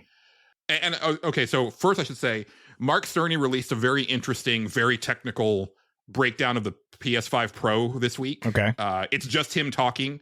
Like he even says straight up, there's not any gameplay being shown here. I'm just going to explain like the thought process of the system and what it does and break down the numbers. So like 90% of it goes over my head. Sure. But there were very interesting things that he said in there. And one of the first ones was that he said that typically it's about 4 years to go from the R&D process to a console. So they started on the PS5 Pro in 2020 when the PS5 came out. Okay. Which pretty much guarantees that we're looking at 2028 Probably, for next yeah. gen, right? Now that could be later, right? It could or it could be a little earlier, like if they had some sort of breakthrough with the Pro that helps them get it out earlier. I don't think that would be the case. I don't Probably think, not. I don't see they're in the lead, so there's no point in them No. going faster. I could see Microsoft coming out with a system sooner. But they're doing I also could see a situation where they don't release a console next That's gen. going to be real interesting, isn't it? Yeah. Because I think, not to get too far off top of this topic, but I think that their whole "this is an Xbox, this is not an Xbox" ad campaign is brilliant, because that's kind of what they've been moving towards since since Game Pass came out, right? Yeah. When the writing was on the wall for Xbox One, they were like, we fucked up. Right. And they're like, Game Pass might be the thing that gets us back there, and it didn't. Yeah. But it's a thing where it's like, but if we can get Game Pass into as many households as possible, that, because I could see them kind of going the way of like, now we make video games as a publisher. Yes. Right. And maybe we do release like some sort of like set top box with a controller that's just Absolutely. for the people who want that. It doesn't need to be anything fancy or anything like that, Yeah. So I think that's where they're going. And everybody was making fun of this thing, but it's like, no, I think that's the plan. Like I think I really think they're easing people into that. Yeah. It's a smart plan, because I do think that like they've probably hit saturation point for Game Pass, unless they start something like this where it's like, no, like the barrier to entry is super low, guys. Like, you just need like a thing to control the game and a Game Pass subscription. Yeah. And play it on the device of your choosing. Like, it's not that hard. Or I mean, even if the big things would be like, hey, we don't make consoles anymore. We're out of that market, but we do publish video games. Hey, PlayStation and Switch, do you guys want to maybe have our little service on your thing so that people can play our games, and then we can make that, get those audiences into that whole system and all that stuff? Because I could see that. I could too. I think that is ultimately where they're trying to go with it. I think it's also the only way that you really can try to recoup a $70 billion investment in Activision Blizzard. Yeah, especially with the Call of Duty situation thing going on. Because sure, you're going to put that on PlayStation. That makes sense. But what if you also put Game Pass out on PlayStation and suddenly Call of Duty was free? Now, and now it's just a service cost. Man, and I would love to know, again, I wish we had numbers, because like I want to know what Call of Duty did this year, especially on That'd be Game fascinating. Pass. Yeah. And I want to know what Indiana Jones is doing, because clearly a lot of people paid actual cash money for it, because there were a lot of people who played the early access version of it. Because if you paid for it, you got it like a few days early. Right. And a lot of people did that. It's like, why, guys? It's going to be on Game Pass in 5 days. Like, I don't know. Or they don't have Game Pass. Or they don't have Game Pass. Sure. Yeah. So I've been thinking about canceling it myself, actually. Yeah. No, that's fair. I'm glad we talked about this, actually, because before we get to the next gen stuff, I do feel that like I love Game Pass. I think that the idea of our first party stuff is available on Game Pass day one has always been a mistake, but I think it is more a mistake now than it's ever been. I think it was a Hail Mary. It definitely was. It was, yeah, for sure. It was a way to try to get people on to buy a goddamn Xbox is what it was. Yeah. Hey, if you get this and this service, then you get all the new stuff for free or whatever. Like, yeah, it's a Hail Mary for sure. Because typically, and typically how it works is that you buy a studio and you get exclusives, and those are the incentives for people to buy your console. And people seem to have forgotten that that's how things work. Like I remember when when they announced they were buying Bethesda, and people were like, well, are they going to release like the new Elder Scrolls on like PlayStation? Like no. Like, that's not why you do no, that. That's not why you would do that. Now, exactly. It turns out that they are doing that because they realized that they were leaving money on the table. But I think that's because it didn't move the numbers of units that they thought it would. Probably didn't. No. But I mean, I will say that friend of the show, John Gholson, bought a Xbox when Starfield came out, because he's that big of a fan of Bethesda games. And I think that if their slate of stuff that's on the horizon ends up hitting in the way that you would hope it would, that could start to move systems. Yeah. But they also don't need to, because you can just play it on your PC, or you can Right. play it on your They can whatever. The Xbox division can be, like we've been saying, a video game publisher with this service that has this. Now, I guess the one thing that they would need to do is find a solution to the, like, okay, we made this really big game and we have this service so people can undercut that whole deal. I guess what I was getting I guess at. you would So- just implement, like, hey, if you have Game Pass, this game is a massive discount. It's like half off or something for you to buy it. Or I don't even something think like you do that. I think what it should be is the game comes out, you buy it if you want it, or it's going to be on Game Pass in 6 months. So if you That want to could be. wait 6 months, you don't have, then you can go ahead and do that. And then a year after that, it comes out for multi-platform if they so choose. I think the magic number would be whenever you start to see like a firm drop off and like people buying it and playing it is Mhm. when you would bring it to Game Pass. And I'm guessing it's probably less than 6 months, actually. It probably is. Maybe it's like a quarter. Maybe it's 4 maybe months. maybe like 3 or 4 months. Yeah, that's what I'm. Or sorry, thinking. 3 months. Yeah. Yeah. Yeah, no, you were right. Four is a quarter is of 4. 12. Yeah. Yeah. I'm saying 3 or 4 I could see. Yeah. Easily. Because like there is definitely stuff that has been Wait. Xbox exclusives. No, it is 3 months. It is 3 months. and a quarter. Yeah. I did the math after. I was like, wait, no, Yeah. I'm right. I was okay. Yeah, sure. Yeah. Lissy's gonna be she's just shaking her head at me right now. I'm not It's a fine. math guy. I never have Yeah. been. Yeah, there's definitely stuff that I would have bought Hellblade 2. Right. I would buy Avowed because I want to play. I would definitely buy Fable. Like I may buy Avowed even when I have Game Pass because because you can mod because you want it on your PC. Yeah, exactly. Because Yeah. I mean I could play it on an Xbox Game Pass thing for PC and that's fine. But like my biggest thing that I notice that I don't like about Game Pass is like, and this is a me thing. This is a very me thing. Of eventually I get to the point where I go, oh yeah, I wish I still had that, but I don't anymore. Yes, because I don't. We've talked about that because recently. I like a 'cause, collection. Like I've been loving just having things on my fucking Steam library that I like. A lot of them I don't even intend to play. Like sometimes I'm just like, it's cool to have that though. It's nice that I have the Spiritfarer Farewell Edition on Steam. Yeah. Well, especially there's certain things of Game Pass where it's like, so like I never bought Pentiment. I love Pentiment, but I don't feel the need to buy it because it is a first party game, so it's Yeah. always going to be on Game Pass. But Spiritfarer is a good example where it's Right. like that was my game of the year in 2020, but I don't own it, Yeah, and I feel like I should own it. I really like Unpacking. I don't own that game. Yeah. I looked into that today. I was like, it's $20. That's probably too much for me to buy that again. But I wish listed it. Well, buy it for the first time because Yeah. you played it on Game Pass. Oh, if so. I would have bought it the first time, yeah, absolutely.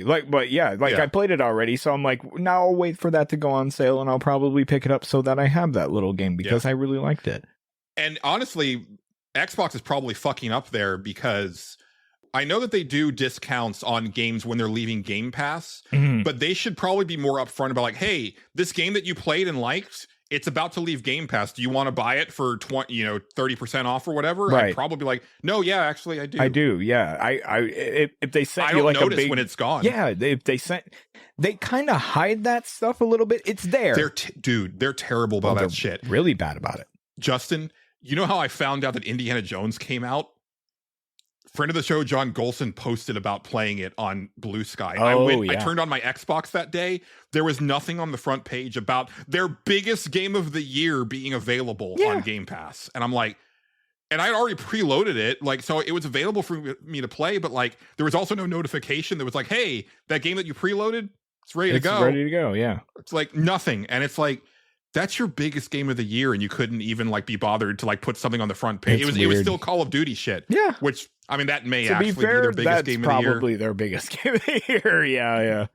But at least the first week, right? You put Right. Indiana Jones up there in its place, and then you put Call of Duty back because that's a No, yeah, for ongoing sure. thing. Absolutely. But yeah, so I do think that they need to make some changes to that. I think it'll piss people off initially, but I think it's probably the right play. Yeah. Because I do worry that the way the Game Pass is now is actively leading to the overall devaluation of video games, because you definitely see a sentiment of that, right, where people are like, oh, I don't know if this is worth $40 because it was on Game Pass, for my monthly subscription before, let alone paying $60 or $70 for a game. And also the fact that Sony didn't follow suit on the PlayStation, right? Their stuff is still like, no, you buy it, and then maybe a year later it's available as a PlayStation Plus game. Maybe. Right. It's actually more like, I think, like these 2 years these days. I'm not 100% sure on that. I don't mess with PlayStation stuff too much, but that's I don't know. Microsoft is interesting. I'm curious to see what they do. Next year's going to be a big year for them. Yeah, this was definitely, for sure. And this was a year where like they actively, there was definitely points in the year where I'm like, what the fuck are they doing? Absolutely. Because they set so much, they set kind of this like, image of themselves of like, we're trying to be the good guys of the video game industry, and then clearly weren't a lot of the times, and we're here back and forth on a lot of shit, and I'm just like, I don't know what you guys are doing. I kind of, and it really turned me off of them. Like I firmly moved over to PC and onto Steam. I'm just like, I'm not dealing with any of that shit anymore. And I've been very happy over there for the most part. And every now and then I'll boot up my PlayStation if that has a thing. That's about it. Like there's not really much of a reason to turn the Xbox on, because if there is a big Xbox game, it probably comes out on Steam, and then I can pay money for it and own it and don't have to worry about this whole thing that we've been talking about anymore. Yeah. And you like to mod stuff occasionally, so it's a lot easier to mod the Steam version of a game than it's Microsoft version. Very, you can do it, but it's a lot. Some of the games are like bullshit to try to do. So no, you really want like the Steam version or like the GOG version or something like that. Because it gets it's a mess. But I like the mod. What can I say? Now that I have the Steam Deck, I want to start to look into that stuff. Like I bought Elden Ring on the winter sale, partially because I wanted to I was like, oh, I'm kind of digging like maybe doing like a run of this a year. Yeah, I can see that. But also it's like, oh, but I could probably mod it to make it the way that I want it to be, where like, oh, the map's already unlocked, and like, I've got like these items that I don't want to have to like go through the entire game for this particular build to get. Right, like I just want to have like a build in mind, and then be like, okay, I want these items for the build, and then I'll go from there. I not even necessarily have the stats to use them yet, just have them on me, so that once I level into them, it's like, okay, now I've got my kit. Sometimes it's good to look at that stuff because you want to know what you need to get up.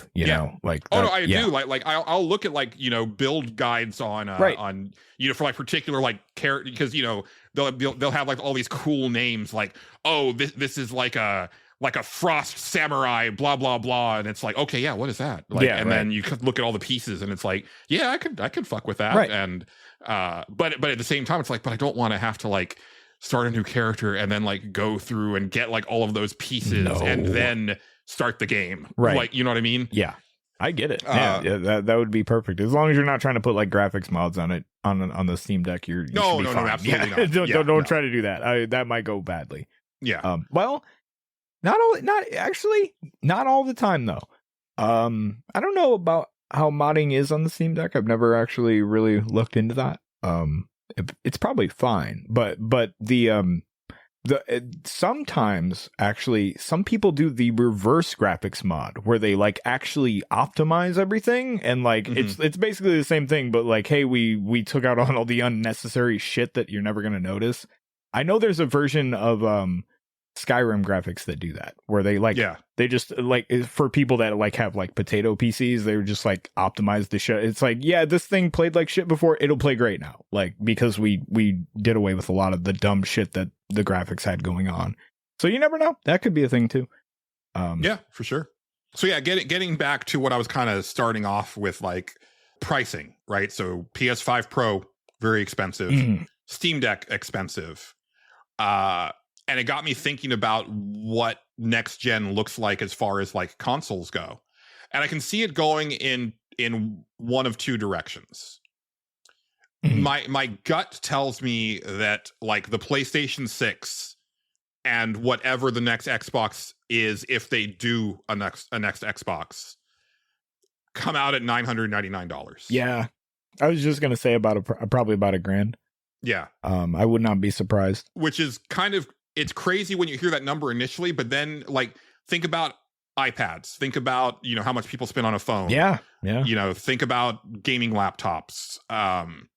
Think about the Steam Deck itself, right? Like, it's not that crazy when you think about it compared to other electronics. It is crazy when you think about historical the prices of consoles historically. It will be a tough sell to people, though. Oh, absolutely. And I think well, go ahead. Oh, I think one thing that they should look into, if they're going to do that kind of thing, is look into the model that phones use to get you to pay Justin, that much money. I love you so much. That's exactly what I was about to say. Yes. Yeah. Yes. Because Xbox did that with the Series X. I just couldn't capitalize on it. I tried to do the plan where it's like you sign up for like Game Pass Ultimate for a set number of years, and then you pay monthly installments on the system, and you didn't end up paying more for the system. It ended up being like the same price for everything that you would have paid like up front. You just get to do it, you know, over time. Yep. And yeah, I think that is, I don't know how well that did for them, because like by the time I ended up getting my system, I ended up just getting a bundle through Game Stop. Yeah.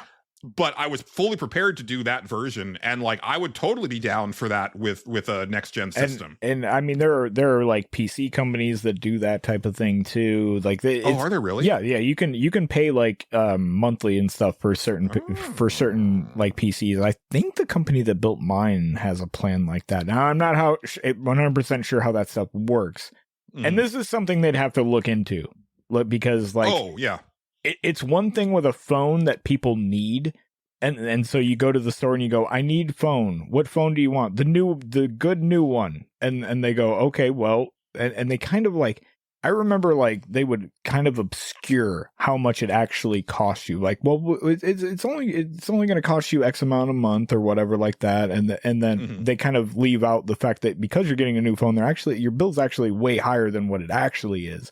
And stuff like that. I mean, it's a little obfuscated when in the phone system. And I'm not saying they're going to do that. They'd have to put the cost up front and be like, okay, it's going to be this much a month or whatever, and you know, you pay it over time and stuff like that. It gets a little dicey though, because then you have to start credit checking shit or something like that, and that's if also people don't pay, then you've got to get. How are you going to get it back from them? Yeah, because it's definitely. A whole different business. Yeah, because with a phone, you just turn off the phone. And I hadn't even thought of that. Yeah, I guess so. You know what I mean? Like, how do you do it with an Xbox? You know, like if they don't pay. Well, I mean, you can turn it off. You can turn it off because, like, that's the thing. That's the thing, right? Is that and it would probably have to be for systems that are online. Yeah, and really, I mean, let's be fair. Like, most of the systems have to be online anyway. Like, for the most part, I don't really know how much connectivity you have on a PlayStation 5 or a Series X without it being connected to the internet. I don't know how much you can actually do with those systems. Right. It'll be interesting if they go that route. I think that would be it'd be the way to do it if you're gonna make a change that big. Which I think they maybe should, if they're gonna go that route. Yeah, I agree. Which leads to the thing we were talking about before, where like I could definitely see Xbox being like, you know what? What's the point? Why even bother with this? Let's put it on every other place and let's let them fucking deal with this shit. Yeah. We have Windows. It's fine. We'll be over here. That'll be our thing that we, you know, make all our money on and do all our shit on. That's great for us. We can publish games for Windows and do all that shit and have Game Pass and we'll let those guys we lost the console war, fuck it, who cares? We'll still make our money this way. It'll be okay. Xbox is a different thing now. I could definitely see that going like that. Me too. Nintendo would never do this. Nintendo will be like one cost and that's it. Like, yeah, and I think we've pretty much gotten confirmation that the next Switch is literally just another Switch. Oh yeah. Like I think a lot of the images that have leaked have been pretty much verified that it doesn't even look different. Like it's. Oh, I'm not surprised. I kind of am, I don't know why I am, but I kind of am. You know, you're right. To some degree, you're right. Nintendo's never done that. Maybe, yeah. Yeah, and that's kind of it. They usually have like a new gimmick that they want to introduce, which I hate to say it. I'm kind of glad they're not fucking introducing a new gimmick because I normally hate that. Me personally. Yeah. But yeah, like it is kind of surprising. In a way, it's kind of boring for them, but at the same time, like it's probably one of their most popular systems. So it's probably their most popular system. I mean, yeah, it's so. I'm thinking of Wii sales, but like, yeah, no, I'm pretty sure that thing outsold the Wii. I think so. I'd be surprised if it didn't. And I do think that it's going to be more expensive than what the Switch was at launch. Like I'm thinking, oh sure, I'm thinking it's not going to be $399 minimum for the next one. How much? I'm sorry, I missed the first part of it. $399. That's what I'm thinking. Yeah, I could see it higher, but any higher than that seems like you're really pushing.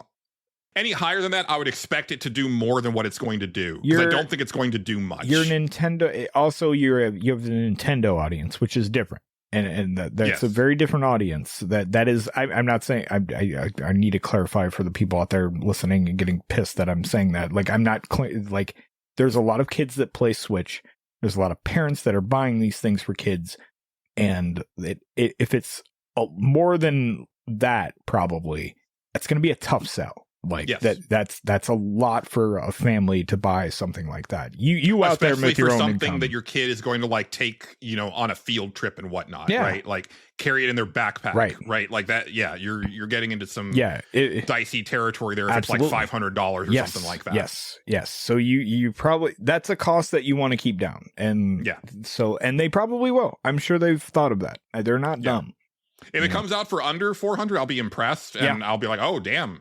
I'm not going to buy one, but I'll buy one as soon as they release the fucking Fire Emblem game. I'm going to be all in. I already know. I am putting my foot down this time. Good job. Good for you. I play it so little, right? I know, I do too. I don't know that I turned it on this year in the entirety of the year. You know what? I did turn my Switch on. But only when my niece was over. No, I'm sorry. I did. At the beginning of the year, I made an effort to try to play Tears of the Kingdom again before we recorded Game of the Year for our second episode. Got ya.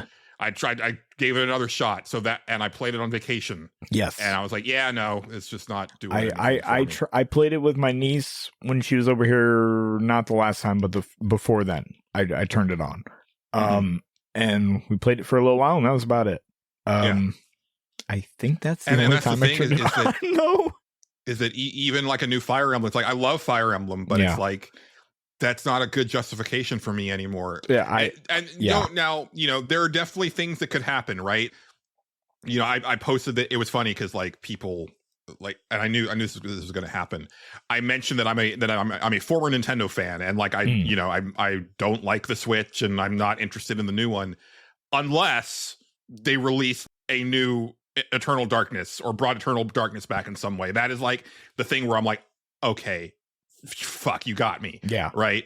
And people, of course, glommed onto the how can you not like the Switch part of it? And it's like, no, that's not the point of the post. It's that, even someone like me who is a lapsed fan would 100% fight for this game. There's always a way. There's always a way to get people back. Yeah, for sure. And I do like new hardware, but like I don't like that hardware enough. And especially now that I have a Steam Deck, which is like a far better experience just across the board. The portable system for Julian Titus for the most part, because it's got. I mean, it actually lasts long enough to play games in a portable setting. Yeah, like the battery life on that sucker is really excellent compared to the Switch, and it has a lot of stuff, and you can play a lot of different things on it, and you get a lot of customization and stuff. It feels better in the hand, right? You're a big man, you exactly. Yeah. Yeah. So and along those ends, considering how popular the Switch has been and how surprisingly popular the Steam Deck has been, I could see things going in a different direction, Justin. Because if the rumors about Sony and Microsoft making portables is true, I could see a scenario where actually the next gen systems are those portables. I can see and they're not actually that much more powerful than what we've got now. but they're portable and they're dockable, which might actually be like, on one hand, I'm like, man, I don't want the industry to go that way. But on the other hand, that actually helps with my idea earlier of like, let's just kind of chill for a little bit with trying to like push the envelope further. Yeah. Let's just kind of stay here for a while.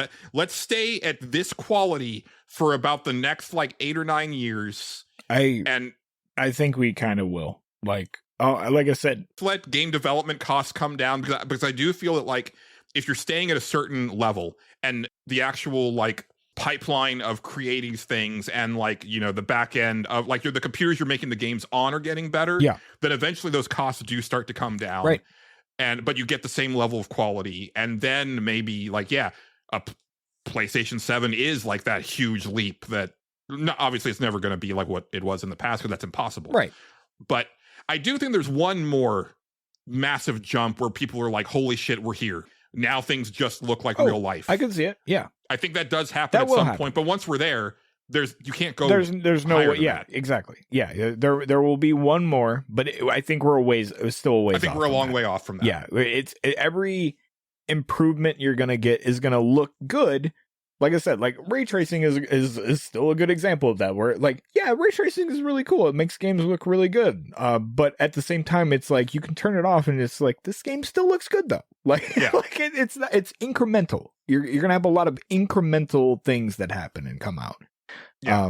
And I honestly, I think for a lot of things for me that I'm interested in are just more like very small detail things. Like ray tracing is a big thing for me because like I do notice it, and like I do too. I think there are elements where there's a room for improvement there. Like, I know that they added like the mirror reflections in the Hitman games, but they're not always there.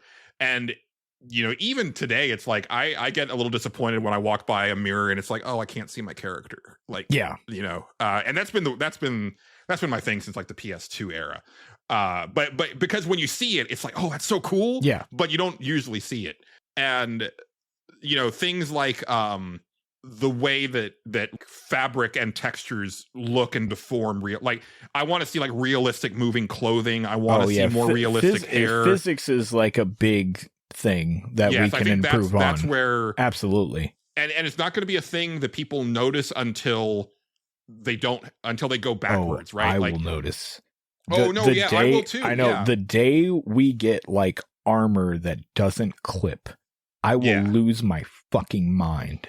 Oh man, there was a game that I played recently where there was a kiss that happened, and I was like, that's like the best looking kiss I've ever seen in a video game. I'm trying to remember what it was. Wasn't Life is Strange or anything, was it?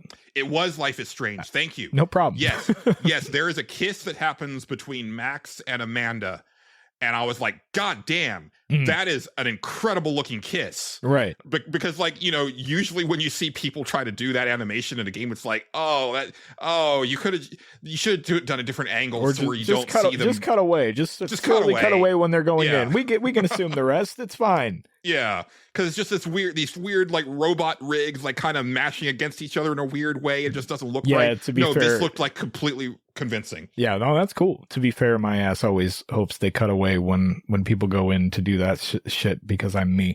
But well, no, yeah, that totally makes sense. Goes without saying. Yeah, but yeah, so I could see it going that route, and I think my only thing is that like, I don't want to have like all these separate handhelds lying around. No, right? no, I get it. Yeah, it's gonna be one where you're gonna probably end up picking your poison, I guess, a little bit, whether you want the PlayStation 1 or the Xbox One. Xbox, that would be an interesting go for them. That would be interesting, especially with the Game Pass thing. Yeah, I could see that working. Especially if they could make a deal with Valve to be like, no, we've also got Steam on here.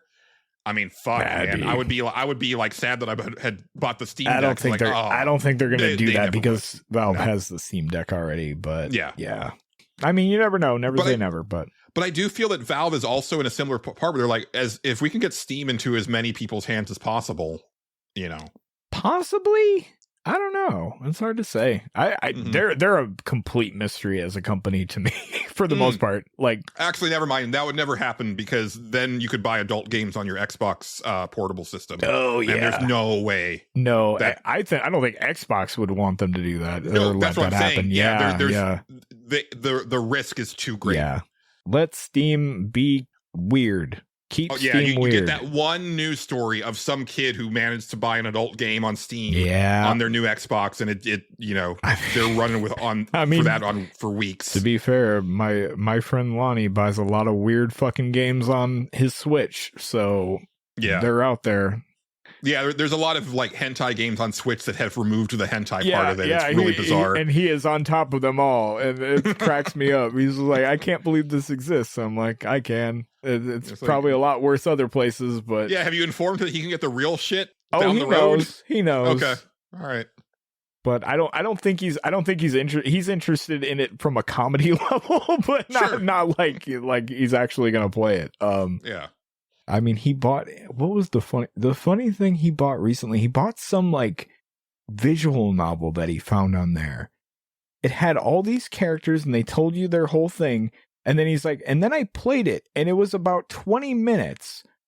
And then it was done, and they didn't introduce any of the characters. Like, all that stuff like that they told you about the characters was only in the description of the thing, and it was a weird fucking game. I don't remember what the hell that was. I feel like there's more to that story. I feel that maybe there's like, it's like he made a wrong choice somewhere and it like ended the game prematurely. No.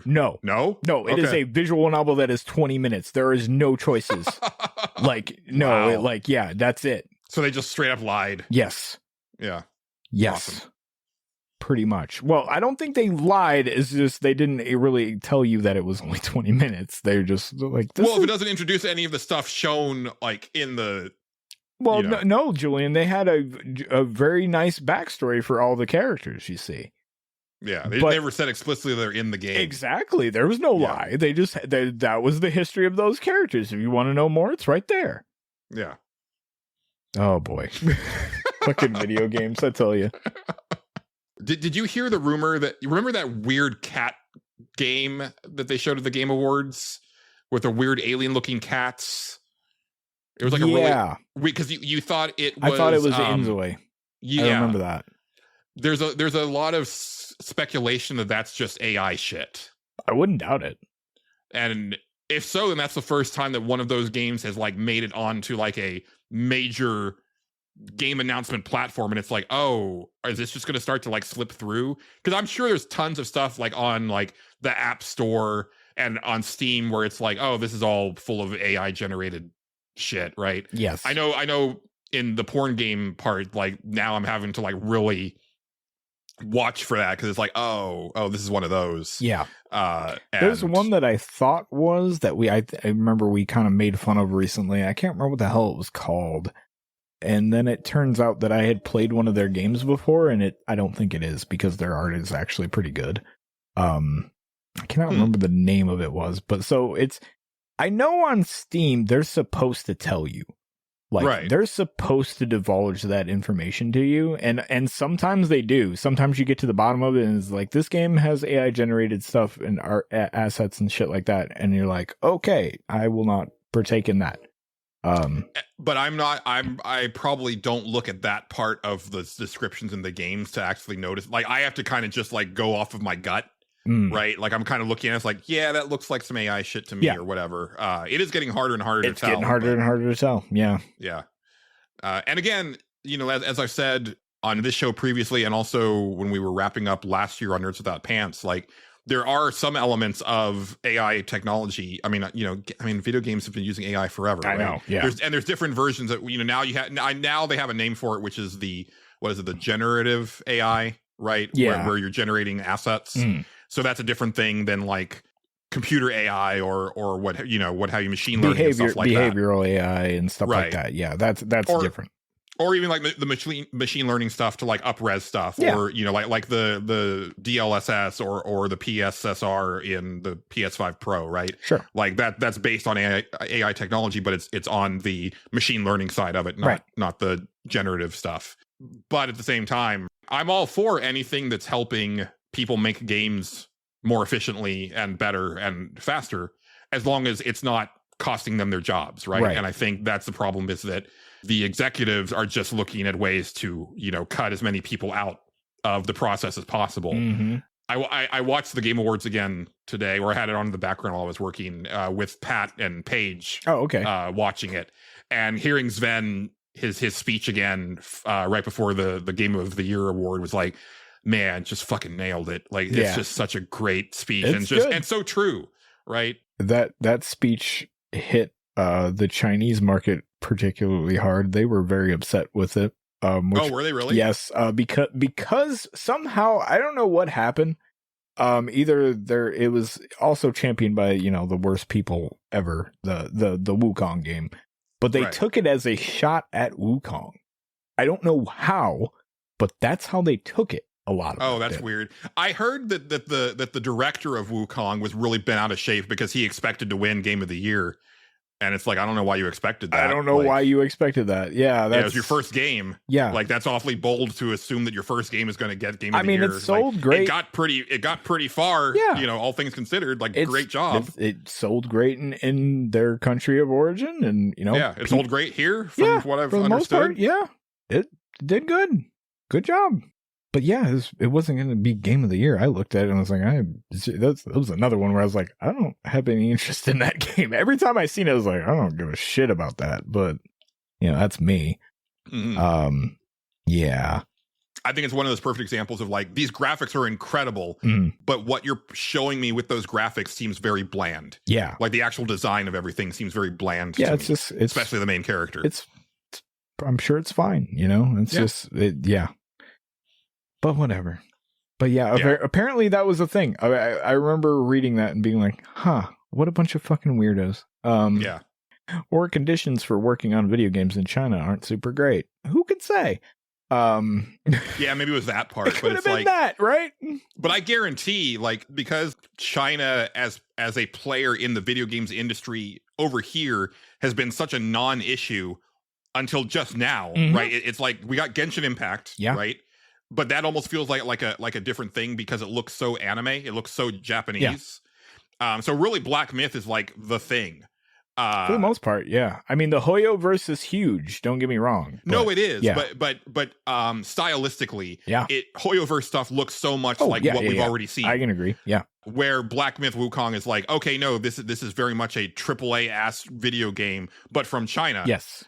So that's been like kind of the first time that they've been in the discussion anywhere. For sure. So yeah. I can guarantee you that Sven was not even thinking. No, about I don't think them. I don't think anybody would. I remember like when I said when I read it, I was like, really, what, why? And then I was like, okay, I guess, sure. But yeah, video games, they're weird. People are weird. They are.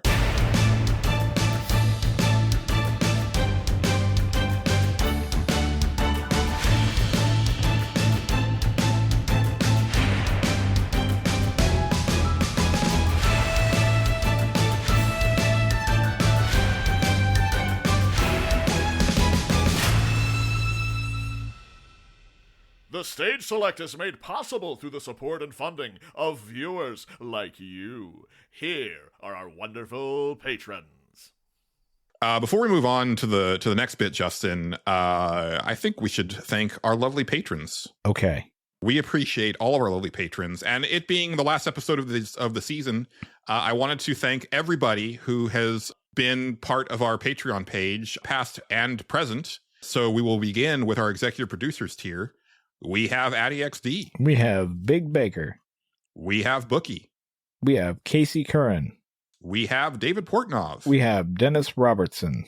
We have Eric Peacock. We have X-Rian. We have Game Johnson. We have Joel Thoman. We have Matt Jorgensen. We have Philip P.K. Becker. We have Raymond Crum. We have Stephen Lobo. And we have Xavier Kreger. And at the associate producers tier, we have Andrew Wilson. We have Dr. Delicious. We have John Gholson. And at the Key Grips tier, we have 60 Does Stuff. And we have Weston.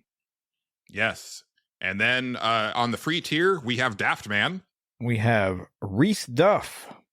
Yes. Thank you, everybody. It really does mean the world. Some of y'all have been here as long as it's been possible to give us money. Like because I can see the overall totals for everybody. It's like there's people who like the second that it was up, they're like, nope, here you go, take it. And they've been there ever since. Some people, have like come in late. Some people have had to leave. It's fine. Oh yeah. But I appreciate things anybody happen. who has ever, and the free tier as well. Like anybody who shows interest in our show, like just means the world. It means a lot for an independent show like really ours does. that, are really kind of doing it for the love. Also, special shout out on Discord to Orange Cloud 619. All right. Justin, this person joined the Gamer Looks at 40 Discord. Okay. And introduced themselves, and so I said hi, and Bill said hi, and then they were like, "Oh, this is so great." The actual Julian Titus like waved to me. Oh, nice. And I was like, "That's funny. I'm going to change all of my socials to actual Julian Titus now." That's good. But then they said something extremely interesting to me, Justin. Okay. Which was they heard me on A Gamer Looks at 40, and they were like, "Hey, I know that guy." Yeah. Because they knew me from the stage select, not the other way around. Oh, interesting. And I'm like, wait, but who are you, Orange Cloud 619, that joined the Gamer Looks at 40 Discord, but not the Stage Select Discord? Nice. Yeah, we have a Discord too, Orange Cloud. You can come We there. do. You should come in. But I also wanted to give a special shout out. I was like, I could invite them on Discord, but I thought it'd be more fun to do it this way. This is more fun. Yes. And I don't know how up to date you are on the show or anything, so it'll be fun if like you hear this like 2 months from now and you're like, oh That'd shit. be great. Yeah. Yeah. That'd be fun. But no, jump on in, Orange Cloud 619, the water's fine. But because they did say right off the bat, oh, I love the stage select and I love Gamer Looks at 40. And I was like, okay, so they listened to a Gamer Looks at 40 and then they checked us out. And it's like, no, other way around. And it's like, what? That's weird. What? Nice. That's Yeah. cool. Yeah, very cool.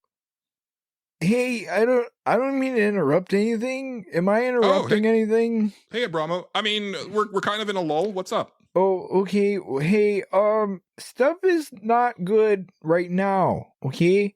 So What do you mean? I'm gonna need you, listen, when we did the thing in the bathroom and, like, we were trying to make the stuff go away?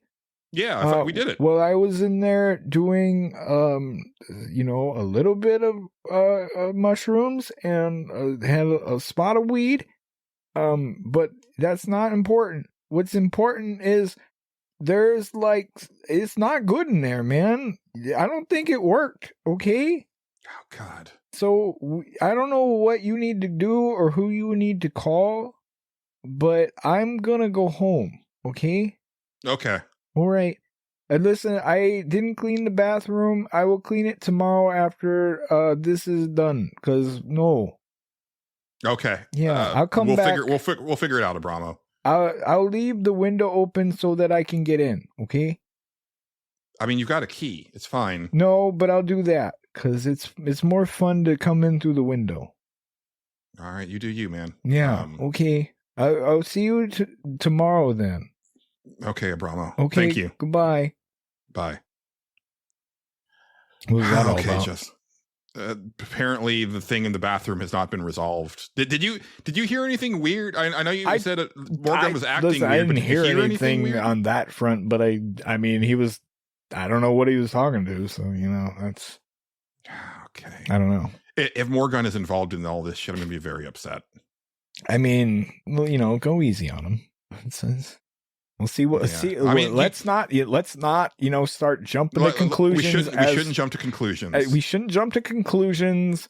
We have But to if hear. he Let's tried hear to everybody fuck out. us after we rescued him from the poison swamp, I don't think he's trying to do anything like that. Okay. Okay. All right. We don't know. We don't know his arc, Julian. Yeah. I mean, I feel like we've learned a lot of his arc. Yeah. This year, but But we don't know where it ends. that's true. That's true. It might be real bad. So I hope not. Like, he's really intrinsically tied to the show. I know, but still, he still can be, but we don't know what's gonna happen. It's up in the air. Yeah. Everything's topsy-turvy. It's almost like drama is building for a final like confrontation. It feels that way, right? Yeah. Yeah. Who could say? So moving on, I have like basically two last like kind of big things. One, this is kind of similar to a thing that we would always do like every year since you and I have been podcasting together. We're just kind of just looking forward to the next year and what what we're looking forward to, mainly like, game release wise. Oh yeah, Game release wise. I think I said that. you got properly, it. But You got it the okay. second time at least. I don't know. Yeah, I don't know if I said it right the first time. Yeah. Editor Julian will know. But now Editor Julian has to leave all of it in because now we're you continuing called on it. attention to it. Welcome. That's my plight. That's what I do. Yeah. No, I know. Trust me. I love doing it. It's fun. I know you do. I feel that 2025 is also shaping up to be kind of a banger of a year. Yeah, could be. Yeah. I've already forgotten what's coming out, but I'm sure it's going to be great. Yeah. I mean, for me, a lot of the big stuff, right? Like Death Stranding 2 is really high on my list. Yeah, I guess that is 2025. Okay. That's confirmed. Yeah. Metal Gear Delta, the remake of Metal Gear Solid 3. That'll be neat. Next that'll year. be fun. I'm actually really looking forward to Showa American Story. Okay. Which is that really bizarre alternate timeline where Japan takes over America after World War II. Right. And it's a zombie invasion, but like it's this weird action RPG with this woman who has her face like mosaicked out for some reason. And it's anime as shit, and it's so over the top. Like there's a part in the trailer where you're fighting these 5 like muscle bound like dudes in singlets, and then they merge into one giant muscle bound dude in a singlet, but it's not one dude, it's all 5 of them like grabbed onto each other to make the appearance of a big single dude. Like it's that level of dumb, and it looks really fun. That might be good. Trying to think of what else is coming out. The earliest one, Like a Dragon, Yakuza Pirate Pirate Yakuza in Hawaii. Yeah. I saw the dub trailer today with the voices, and I gotta say Matt Mercer kind of kills it. Like I'm 100% on board for playing it in English. I didn't think I was going to be, but because we didn't really get a lot of him as Majima in Infinite Wealth, but getting to hear him like actually do the Majima stuff, he does a really excellent job. And then also like coming right off of Suicide Squad, hearing Samoa Joe play himself, it's like, oh no, yeah, there's King Shark. That's some good shit. Yeah. Now I'm looking around here. Dynasty Warriors Origins. That's a stupid game that I'll end up playing for sure. I thought that was supposed to be this year. It comes out in January. Right in the beginning of the year. It is like I just had it. The 17th of January. I know February is stacked. Yeah, there's a lot of shit coming in February. I'm getting there. Can you send me what you're looking at? It's just 2025 video game. I can. It's just a Wikipedia page though. No, it's fine. I don't know how accurate any of this stuff is, but here you go. It's always subject to change. Yeah, Citizen Sleeper 2. I forgot they were making that. I didn't really like the first one, so I'm probably not going to play that. Kingdom Come Deliverance 2. That's okay. That Rift of the Necrodancer comes out. Oh, Civ 7. Right. That's gonna be fun. I do want to play that. That comes out in February. Avowed. Yeah, Avowed comes out in February. I'm looking forward to that one quite a bit. Oh man, it comes out the 18th, which is 3 days before Like a Dragon Pirate Yakuza comes out. Oh, it's going to be rough. That's pretty rough. Kingdom Come Deliverance 2 is also in February. Hold on. What in the fuck is this game? I'm sorry. Stop everything. I'm stopping everything. You just talked about it. Okay. No, I don't. I don't know. I don't think that. Is it? Is this based on the show that you were talking about? There's a Dollhouse game. It's called Dollhouse Behind the Broken Mirror, but I don't think it's that. It couldn't be. It's not that. I don't think it's that. That series, that show ended so long ago, and it wasn't even that successful. I think they just named it that, but you talked about it recently, so now my brain goes, is that about the show? No, I don't think it is. Okay, I would be interested, but there's no way. I don't think it is. No, looking at it, I'm like, I don't think this is the show. Yeah. And also, like, days before Avowed is Assassin's Creed Shadows, which I'm interested in as well. Yeah, I definitely see myself playing that for sure. Oh shit! And Lost Records Bloom and Rage, which is that Don't Nod game that I'm interested in. That's also same day as Avowed. Man, yeah. March has February. The Suikoden remakes. or remasters or whatever. Cool. There's a Xenoblade Chronicles X Definitive Edition coming out. I don't give a shit about that. A lot of people do, though. Yeah, I know. A lot of people do. This is all TBA. Last was Part 2 remastered. First Berserker Kazan, I'm interested in. That's definitely a wait for a reviews type thing, though. Yeah, there's a lot of this stuff that I'm looking at. March is actually looking pretty clear for me. So that's nice. Yeah, that's good. So you can play everything that's came out in February, I guess. Yeah. I think the only thing that's really interesting to me is the Suikoden stuff, and I will probably play through the first one for the 18th fucking time or whatever the hell it is to play the second one, and then immediately start playing the second one and then stop playing it, because that's what I do every fucking time. But I like the second one more. It's better, I know, but I have to play the first one, Julian, again. No, I get it. Because I need the save so that I can get like 5 minutes of content, because I can't not do that. Well, and also for me now, it's like there's trophies attached to it, so I'm going to want to get all 108 stars. I know the second one's a masterpiece and the first one's kind of whatever. I'm aware. As long as you're aware. It bothers me that I never get to play it. I mean, even in the time when I like definitely could have played it, I didn't have the money to buy it because it was like $100-something, and that was a lot back then. It was. Yeah, that was the inexpensive. I mean, it still is, but like shit, man. What if? Okay, maybe this will help you. What if you just approach it as one game? I mean, I could. Like just going into it knowing that like, you know, it's going to be this 100-hour thing that you're going to commit to, and it's not even that long.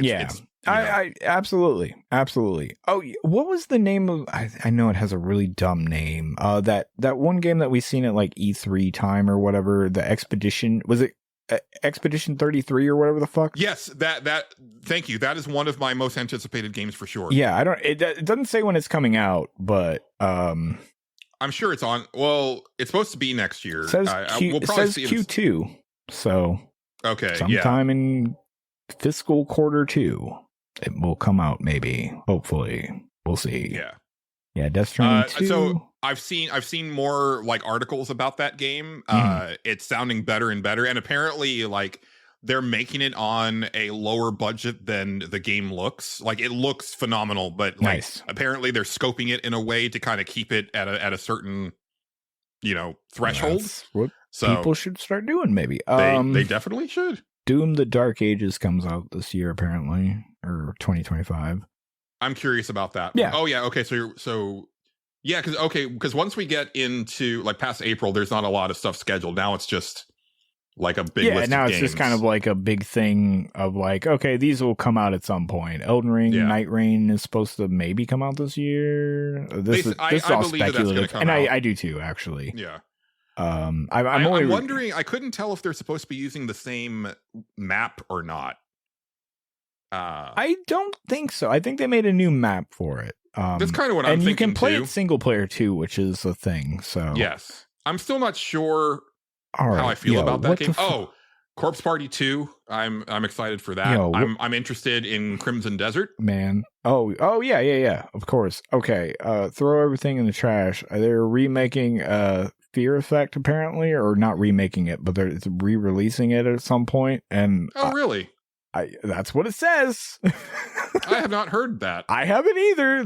But Limited Run Games Square Enix apparently is putting this thing out, and now I'm like, okay, maybe I put my Fear Effect or whatever the fuck that game's called on hold. I might hold off on that. Okay, no. See here, look.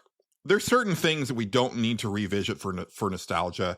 Why the fuck is Limited Run releasing a Fighting Force collection? Because you cut me off the pass. I was getting right in. That's the next thing I was getting into. It's a Fighting Force collection, or is it just? There's 2 games. Yeah, there was a sequel to that game. Yeah, I mean, same thing with Fear Effect. I'm sure. Well, this just says Fear Effect 1, but yeah, it's just Fear there's Effect 2 1. Fear. They should just do both of them. Well, the other one came out and like it was fairly recent. I can look What, that like a re-release? No. The second game came out like fairly, unless there was a Fear Effect 2 and I don't remember it. No, there's a Fear Effect 2. Was there? Yeah, there's a Fear Okay. Effect 2 on PS1. I'm thinking of this Fear Effect Segna game that I paid money for and No, that's relatively recent. intend Yeah. to laugh at. Somehow Fear Effect keeps coming back, and I don't know how. Why wouldn't it, Julian? Why wouldn't it? That's what I will keep saying. That Game of Thrones piece of shit's coming out for iOS. That's a mobile shit. That's Did you know mobile. That's it. I see that now. I was like, wait, that's a mobile. I didn't game? catch that originally. Unless this is a different thing, or is that No. what they showed? That's the one. That's the one they showed. Really? It's a mobile thing. We just missed it when they announced it. Ooh. Yep, that's what I said. I will hold my breath and say I don't know if GTA 6 is going to come out this year. I don't expect it to come out this year, honestly. I could see it getting pushed. Yeah. But it's been so long since GTA 5 released that it could hit. I mean, it's been also been 6 years since Red Dead 2 came out, something like that. Yeah. Oh, I forgot. Yeah. So and I guess they kind of are a one game studio. So. Yeah, for the most part. They put everything into the one thing. You missed Ghost of Yotei, but I'm excited for that one. Oh yeah, I'm sorry. I did miss Ghost of Yotei. Yeah, that's another one I'm excited about. Yeah. Yeah. Ooh, this one kind of like I was super excited when it got announced, and I've heard good things since. But Hell Is Us. Yeah, I'm really interested in what that ends up being. And I like what I saw. Inzoi comes out this year. And that has been like pretty much confirmed. I think they had a release date, even though this says unknown. I can't remember what it was. Maybe they pushed it back again. But that game's gonna come out, and it may be bad, it may be good, but I'm really interested to see what it is. Yeah. So let's see. Lunar Remastered Collection, I'm very excited for. Yeah. I'm glad that's going to be available on consoles. Oh, Mafia the Old Country. I recently bought that trilogy for some fucking reason, even though I probably won't play it. Although, not to mention him twice in an episode, my friend Lonnie did clue me into something that happens in that series, and I was fascinated by it. So, what? Oh, I was going to say, I don't think this is coming this year because they haven't shown it since it was first shown, but Marvel 1943, The Rise of Hydra, I am very interested in. Yeah. That's that game where you're playing Captain America during World War II, but also a Black like the Black Panther that was around in the 40s. Yeah. Untitled NASCAR console games coming out. Who couldn't be excited about that? Ninja Gaiden game that they showed, I think, is going to come out. Maybe, who knows? I think that'll come out. Yeah, like I think that's probably. This says Outer Worlds 2, but I doubt that. Oh no, that trailer said it's coming next year. Is it really? Yeah, somehow they're going to ship both of their RPGs in the same year. No, I wouldn't. Okay, yeah, I'll hold my breath. I could see it getting delayed. I'll hold my breath on that, I won't hold my breath. However the saying goes, who cares? No, hold your breath. Yeah. Go ahead. It'll be fine. See how far you get. I'll just die. It'll be great. Yeah. We're in the S's now, or at least I am. Sinking City 2, really? They're going to make a sequel to that. That's interesting. Oh, well, I guess now that the developer actually got control of their game back. Yeah. Good for them. Oh, I kind of am curious about Shadow Labyrinth, that Metroidvania where you have Pac-Man with you. That game looked pretty cool at the Game Awards. I kind of want to see that. Slay the Spire 2. That's coming. I definitely want to play that. South of Midnight. Yeah, I was getting there. Yeah, first things first. Yeah, South of Midnight. Yeah, that's interesting. That's another one of those games where I'm like, I look at it and I'm like, I'm not sure if that's for me, but I'm really curious about it. So, me too. There's how many fucking Steins Gate reboots do you people do? What the fuck, man? I have no idea what Steins Gate is. Oh, it's a visual novel? Yes, it is a like 2012. It's earlier than that. It's like 2009. Hold on. What? I'm angry at this title. What? It's Steins ;Gate boot. Fuck off. Yeah. No, I know. Here's the thing, Julian. I don't know what it is. I don't know what reboot is. if you ever want to watch, don't worry about the original visual novel. Watch the anime version of Steins Gate. It's really good. Oh, really? I'm not kidding. Like I didn't know it was a visual novel, and so when I lived in Utah, I would get on my phone and I found like some app that would like I could watch anime on, because I only had the internet through like the phone stuff. That's all I had the internet through when I lived out there. So I would sit on my phone and watch dumb like anime that was like dubbed and stuff like that, and it was great. I had a great time doing that. And Steins Gate was one that I found, and I remember just being enraptured by it. Like, it's actually really good. Like, it's actually, if you like Until Then did a lot of stuff that Steins Gate does. Interesting. Yes, it's actually really good. Like to the point where I like was playing Until Then, I was like, this is just Steins Gate. like I just kept saying that a lot. Steins Gate's really good. The anime especially. It's really fun. Like, the main character, it has like this like it's a time travel anime, but like he has this like mad scientist thing going on, but like it's kind of taken as a joke until it's like super not. Like, it's really good. It's really a good anime. Like, I stand behind it. Nice. There's a couple things I want to highlight that I know you're going to skip over. Sure. This one is for Philip PK Becker, because I'm not sure if he's aware that Terrifier, the arcade game, is coming out next year, which is a side-scrolling beat-em-up starring Art the Clown from Terrifier. Why not? But apparently we're getting Tokimeki Memorial over here for the first fucking time. Like, what the fuck? I don't know what that is. I'll be honest with you. That is Konami's like big dating sim game from like the 90s. There was like a bajillion of them. We've never had one translated over here. I clicked the link over there and like, wow, you aren't lying. There is a lot of these games. Yes.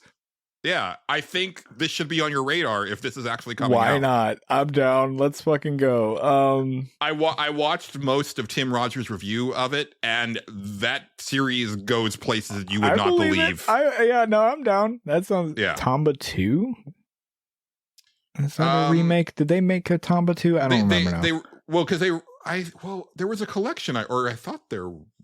Oh, I don't know. I think this is just a limited run. It's a limited run thing. Okay, yeah. For sure. I have to highlight Trails in the Sky first chapter. That is the remake of the first Trails game. Oh, neat. Okay. And I watched the trailer today, Justin. Yeah.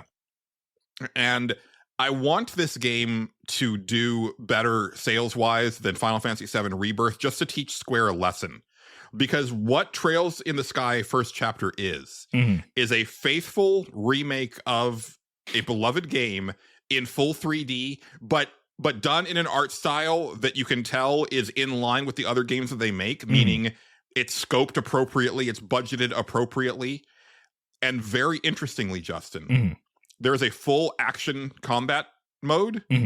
There is also a full turn-based mode, and you can choose between the two. You can flip between them if you want. Neat. Okay. So if you want to play it like it was originally, a very strategic turn-based RPG, that's there. All right. If you just want to press some buttons, you can do that too. Is it a remake of the one that we were talking about earlier that's $10 now? Okay, got it. So maybe I'll just wait for that then, actually. Yeah, I ended up talking myself into just getting the original on my Steam Deck. Yeah.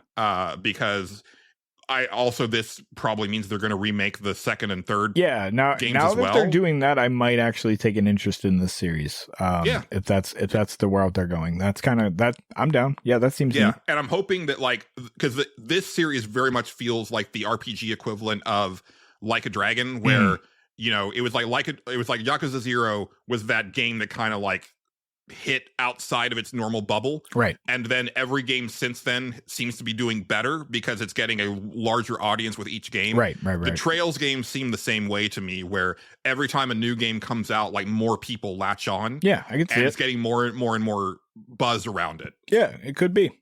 Yeah. Vampire the Masquerade Bloodlines might come out this year. Yeah, so there was actually a trailer not that long ago, and so it's still alive. I thought for sure this was going to get canceled, but I want to play it. I still don't think what I've seen of it looks all that great. Yeah, I don't really know. wish that instead they had just remade the first game. Ooh, but I guess I could play it on my Steam Deck now. Yeah. But I know it takes a lot of work to get that thing like playable. Yeah. That's the problem with Bloodlines 1. You gotta like actually mod it and do weird stuff to it. I'm not exactly sure how it goes. It might be easier than you think because if I'm right, I think it's just one pack that you download and then you install somehow, and you'd have to look into it. I'm not 100% sure. But there is a way to make it work, but whether it holds up or not is tough to say. But yeah, this has the Untitled Virtua Fighter game. I don't think that's coming out this year. No. Yeah. No, you're gonna get that 5 redo or whatever, and then that's already out. It's not out on Steam right now. Oh, I thought it was. I thought it came out on Steam. No, it comes out the beginning of the year. Oh. Yeah, I know. I seen Pat playing it, and I was like, "Wait, how?" Because I was gonna buy that when it came out because I have it on my wish list and everything. Because I was like, "Yeah, 5 is the one I never messed around with." So it'd be like kind of playing a new game to me. So I'm kind of into that. But yeah, it comes out January 27th, 2025. Oh, okay. So yeah, I don't know if there was like a beta or something like that, or maybe it's out on console and not out on Steam yet. That is also a distinct possibility. That does make sense. Yeah. Or he could have been playing the version of that was inside of Yakuza or Like a Dragon. Could have been that too. Hard to say. Yeah. But yeah, other than that, I don't see, there's like 2-3 Ease games coming out. Okay, yeah. We're at the end of the list. Falcom is kind of incredible with like their output. Yeah, they be doing some shit. Yeah. Kenny Omega will be happy. He's a big Ease fan. I want to get into the Ease series. Yeah. That's one of those that I'd have no problem just jumping on wherever, because like it seems that like it's sort of like a Zelda game where it's like, oh, where did he crash land? You know, like he got on a ship at the beginning and then the ship crashed. Right. Where is he now? Like that's kind of the setup for every single one of those games. So yeah, there's there's stuff coming out, and what it's always fun about every year in video games, which is why I like video games these days, is a lot of the stuff that isn't listed here is probably the stuff that I'll really get into and like. Because there's also like lots of unknown quantities. Right. Yeah. There's just people that are like out there making a game and they're gonna release it, and like, I mean, if we would have looked at a list like this last year, Balatro sure shit wouldn't have been on there. So you know, like nobody knew that about that game. It was just a dude fucking making a game. Yeah. So yeah, like you never know. That's what's fun. That's what's fun about that stuff. Absolutely. There'll be not E3 next year, and you know that'll kind of determine like stuff that's coming out towards the back end of the year, as well as moving into 2026. So yeah, lots of cool stuff though. For sure, it's definitely, you know, February is daunting, but always is. Yeah, but it does feel that like maybe March and April hopefully those will calm down, and so dude, I'm gonna play so much shit while we're off. It's gonna be glorious. I'm going to do what I almost always do probably when we're off, and I'm going to find my one game that I'm just like, you know what? I've played this game a bunch of times now, and I'm just going to play it again. Like, that's what I end up doing. It's already started. I'm not going to lie to you, where I'm just like, yeah, I'm just going to play Cyberpunk again. Why not? Yeah. Too many people keep playing it wrong, so I'm going to play it myself.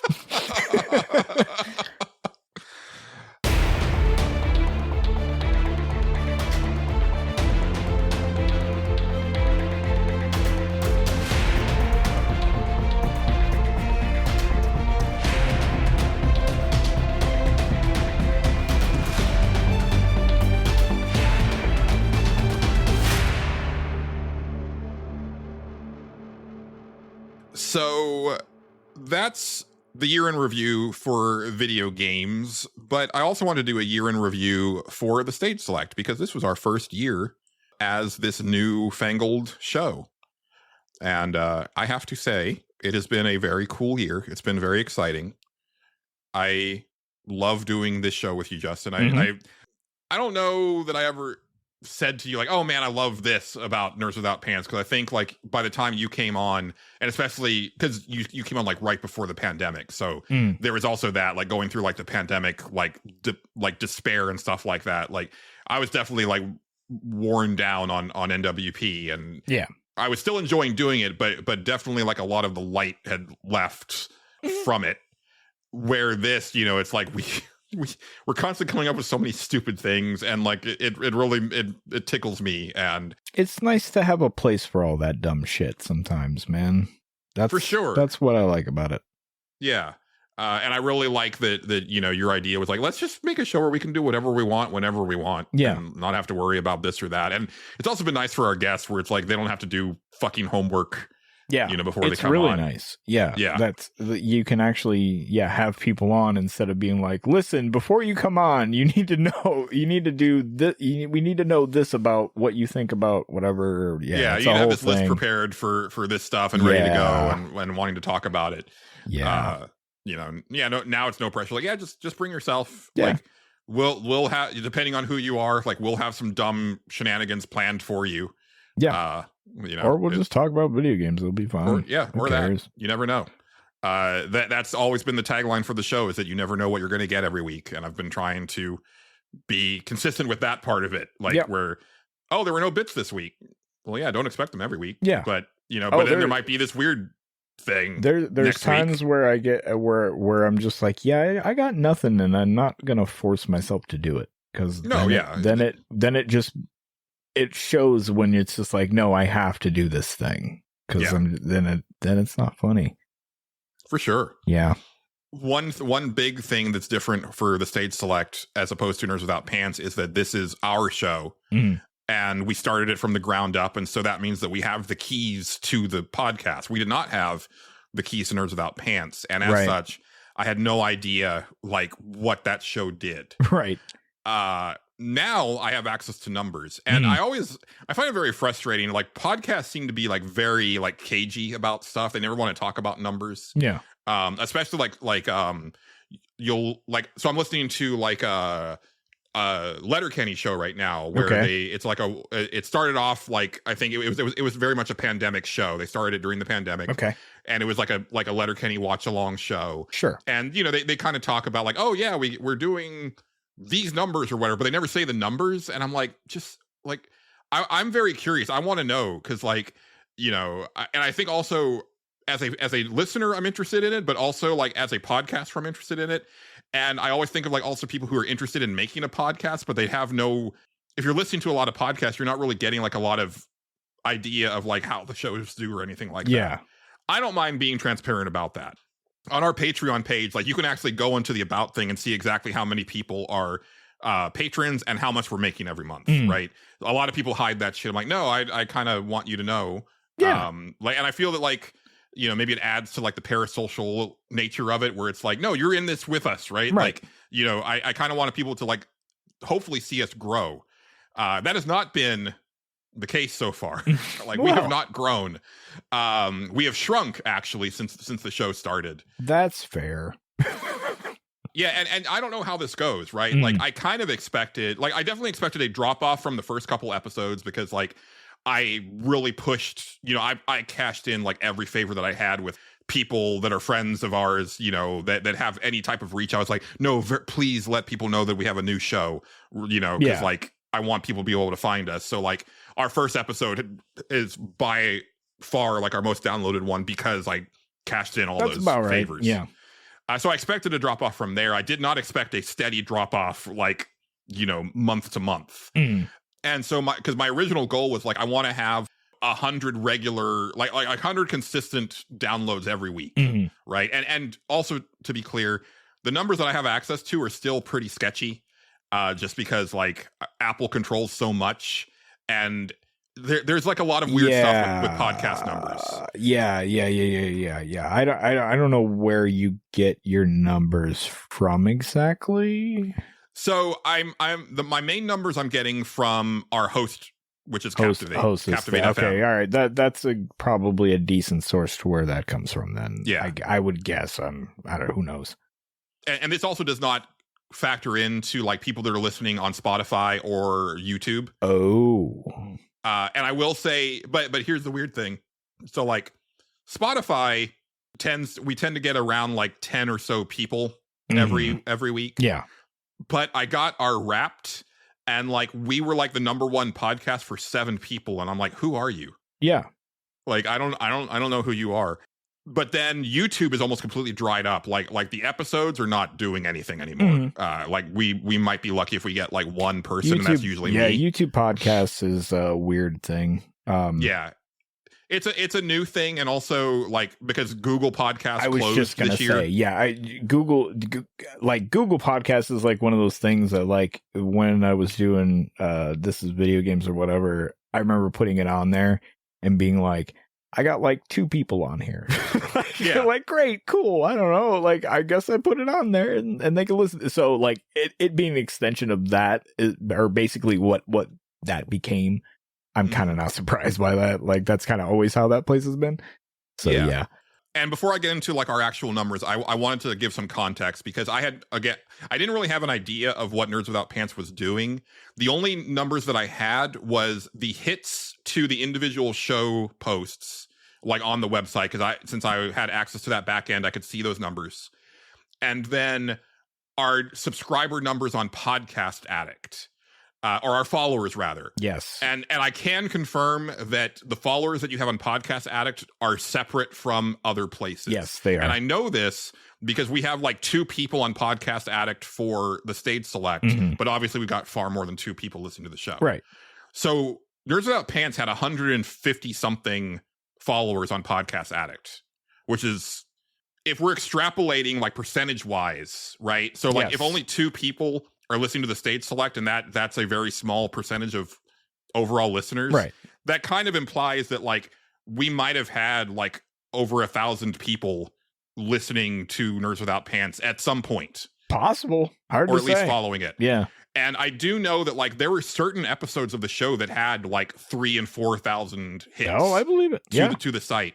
Now I don't know how much of those hits actually factored into people listening to the show. Right. Because like Pixelbit, there was a time when Pixelbit had way more traffic coming to it. Yeah. Like I've got yeah. articles on Pixelbit that have like 10,000 hits. Right. And more, right? And then once everybody, kind of the whole staff all at once had life happen to them, and so our output all like drastically dropped, and so the hits dropped over time. I that. But even towards the end, you know, like NWP was getting like a solid 200 to 400 hits on an episode, right? So, but those were the only numbers that I had. Right. Now I have access to more numbers, and it's definitely been super eye-opening. Yeah, I believe it. According to Captivate, we've had 1,677 individual people that have listened to the show, unique listeners. Yeah. Which means that like, you know, they're not coming from the same IP address and stuff like that. We've had a little over 3,000 downloads as of this recording, which sounds like a lot, but it's kind of when you start to go into like the actual episodes that things start to be a lot more clear. So hold on, let me go to all time. So our first episode has 153 downloads. The very first episode. And I think that's still our most downloaded one. It was I'm sorry, the first one was 153? 153. That's not bad. That's not bad. The next most downloaded one is episode 9. It's All Quiet Riot's Fault with 101. I don't know what happened there. Dude, I'm going to tell you right now, the naming convention like why did people look at this? I don't know. No. It's not even that. It's like when you go, why is this one why did people watch this or look at it or listen to this? There's no real rhyme or reason to it sometimes, I've found. Yeah.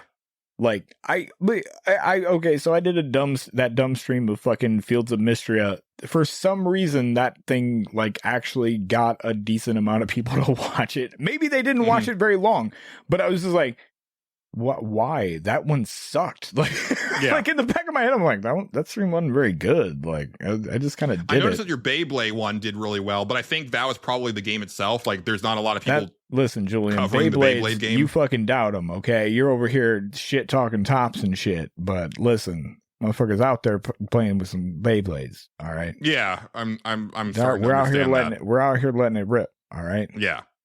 Yeah, and I do think that sometimes names do factor in. Like, I noticed that, like, a couple of the ones that are HoloLive related have slightly higher numbers. Sure. Yeah, why not? You know, because why not? But there's definitely been times when, like, there's been a steep decline in listeners. The first time was when I went on vacation, and we just kind of released specials and, like, a Patreon unlock. Like, when we came back, You'll have that. Like, there was definitely a drop off. There was a precipitous drop off after the Final Fantasy VII Rebirth spoiler discussion. Like 30% drop off. Nice. Like, we went from an average of like 60 something downloads to 40 something. That's not that bad. It's 30%, Justin. I mean, it's pretty. But yeah, but like seriously, when your 30% is 20 people, that's really not that bad. It is when you don't have that much of an audience. That's fuck them. And but the thing is, it's been consistently down since then. Like, it is. That's been like the kind of like, oh shit. Now, to be fair, considering that, like, I feel that I think my thing is that I always, if we talked about this actually off mic after Game of the Year, but, you know, my thing is that, because I've kind of come to grips with the fact that, like, my opinions on video games tend to be a lot of times wildly out of scope with, like, the rest of, like, the general consensus. And I've kind of come to terms with that. But I hope that when I explain myself that I make sense. Yeah. Where it's like, even if you disagree with me, you can at least see where I'm coming from. Right. So if people, and I do feel like with the Rebirth stuff, it's like, I feel that I was pretty, like, clear on the fact that, like, you know, I feel that the game isn't succeeding on what it's trying to do, but I think that if it had been something else and not a remake of a previous game, if it was just an original thing with, like, the same type of gameplay and mechanics and writing and stuff like that, I probably would have been really high on it.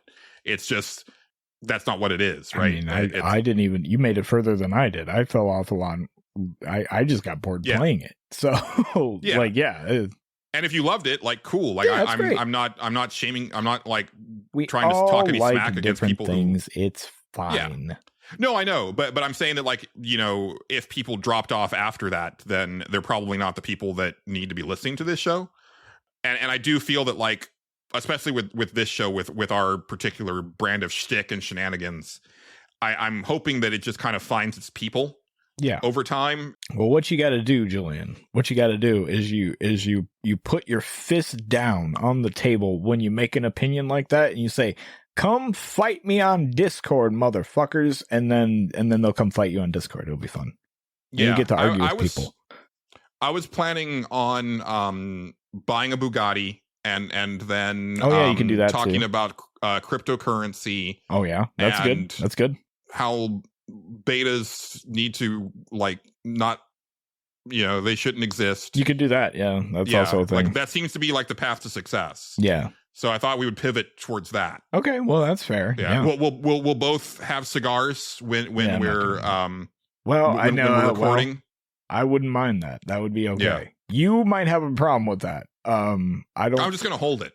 Oh, I'm not gonna do that. And then we'll get a third guy to just kind of be there and just go like, yeah. You need a third. You need a third guy to be able to queue up clips.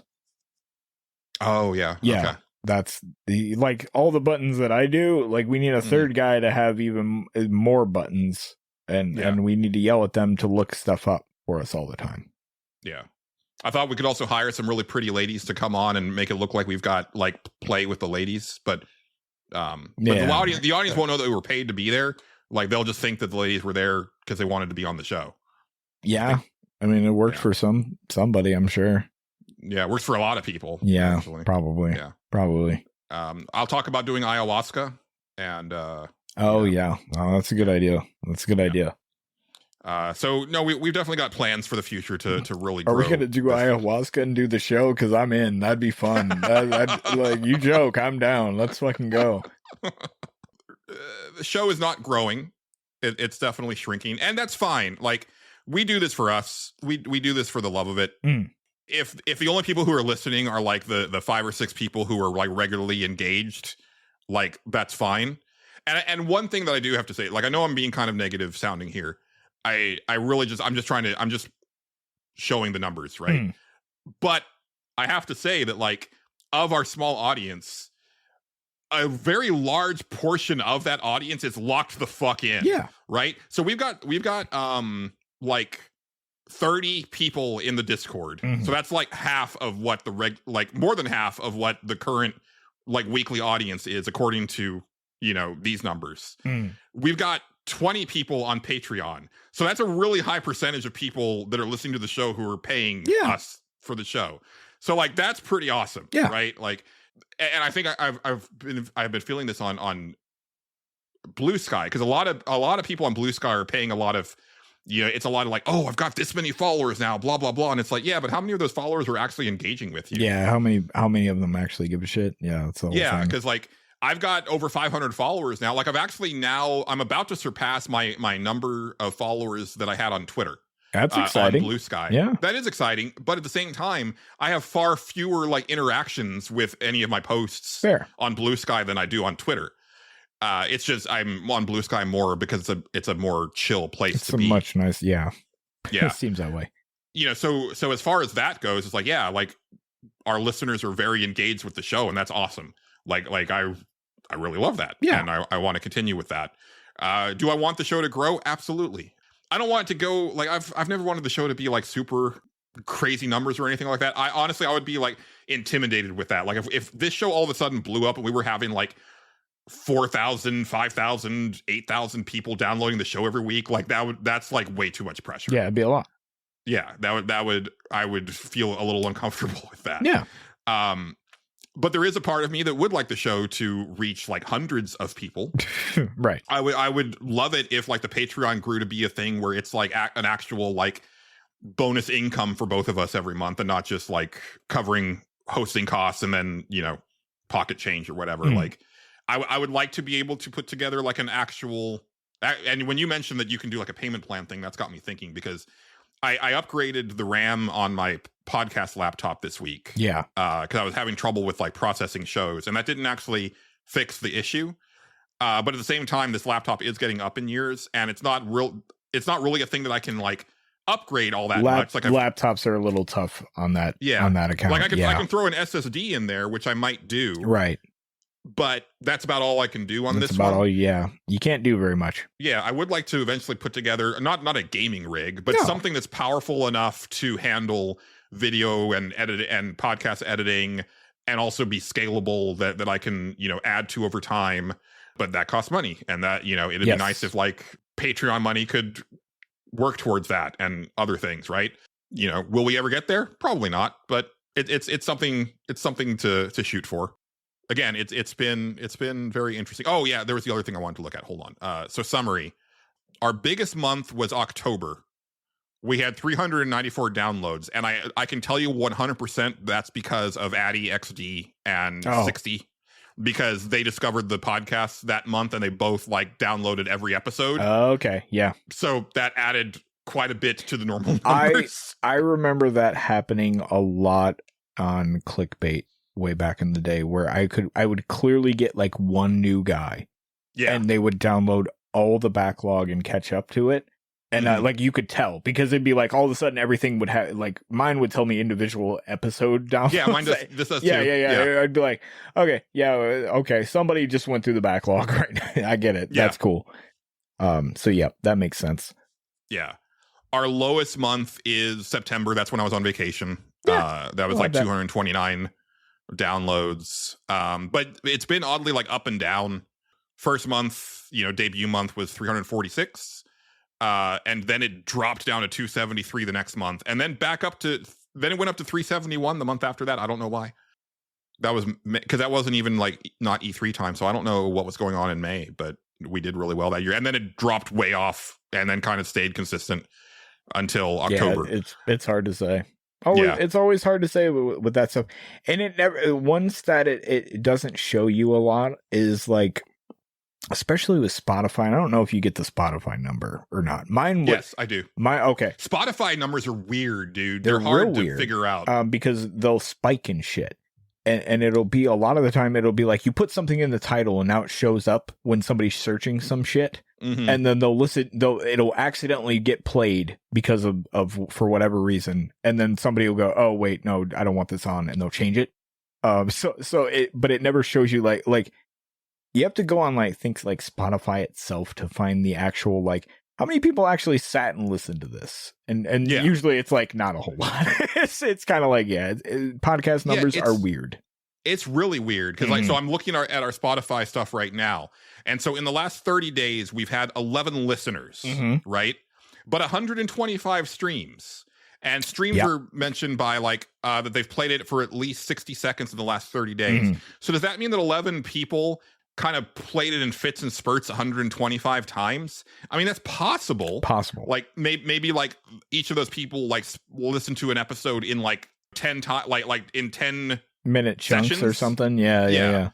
And we've had like 1,100 total streams, which sounds like a lot, but I don't know. It's Spotify is really weird with that stuff. I remember it made my numbers like go like significantly up, and like they were all over the place because of Spotify. And a lot of the time it would just be like, I put something in the title this time and or the description or something, and all of a sudden like this one took off, but like people weren't listening to it actually.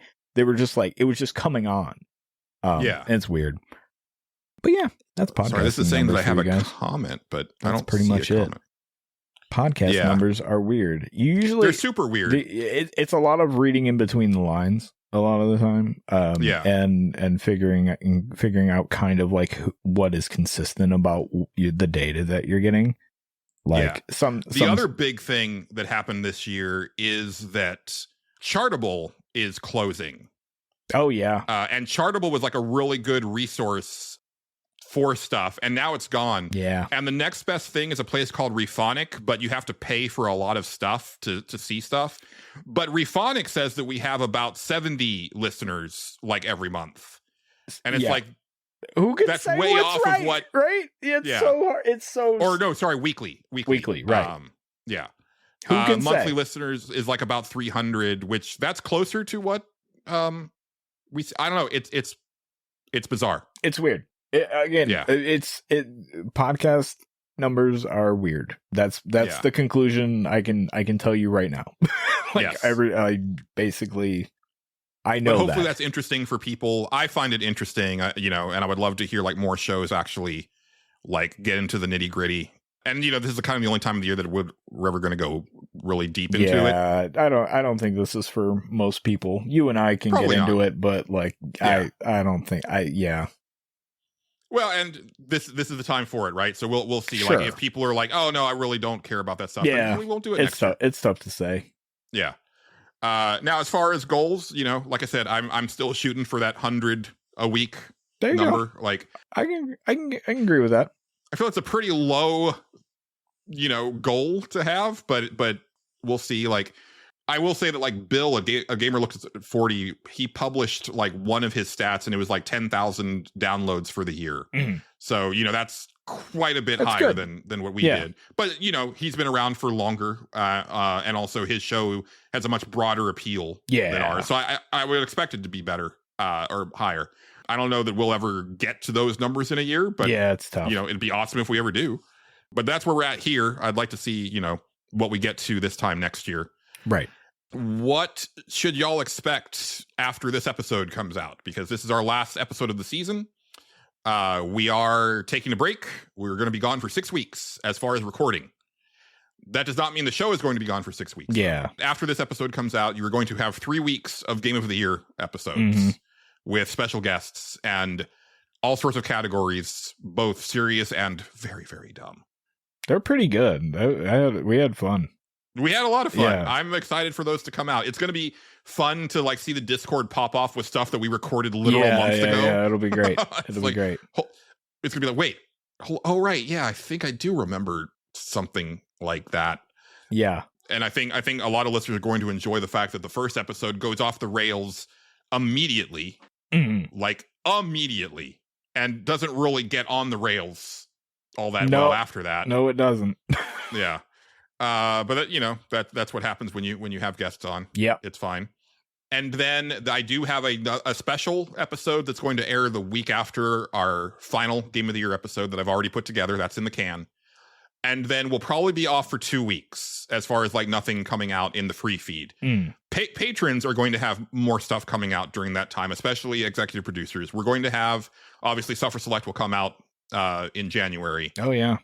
We have an AMA that we need to record, and we're going to do a music special, but that's going to be for executive producers. Yeah, unfortunately Spotify will frown upon what we do in that probably. So yes, yeah, that's as will YouTube. Yeah, so as will, that's why it's behind the paywall. Yeah. And that was kind of the idea with the Patreon anyway, was that like we would release a lot of special episodes on Nerds Without Pants throughout the year, and my plan was, okay, those specials will absolutely be for patrons, and then we'll also come up with other stuff for patrons. I agree. So, yes, hopefully y'all are happy with the stuff that's coming out over there, and we've got plans. Oh, that is another goal that I have.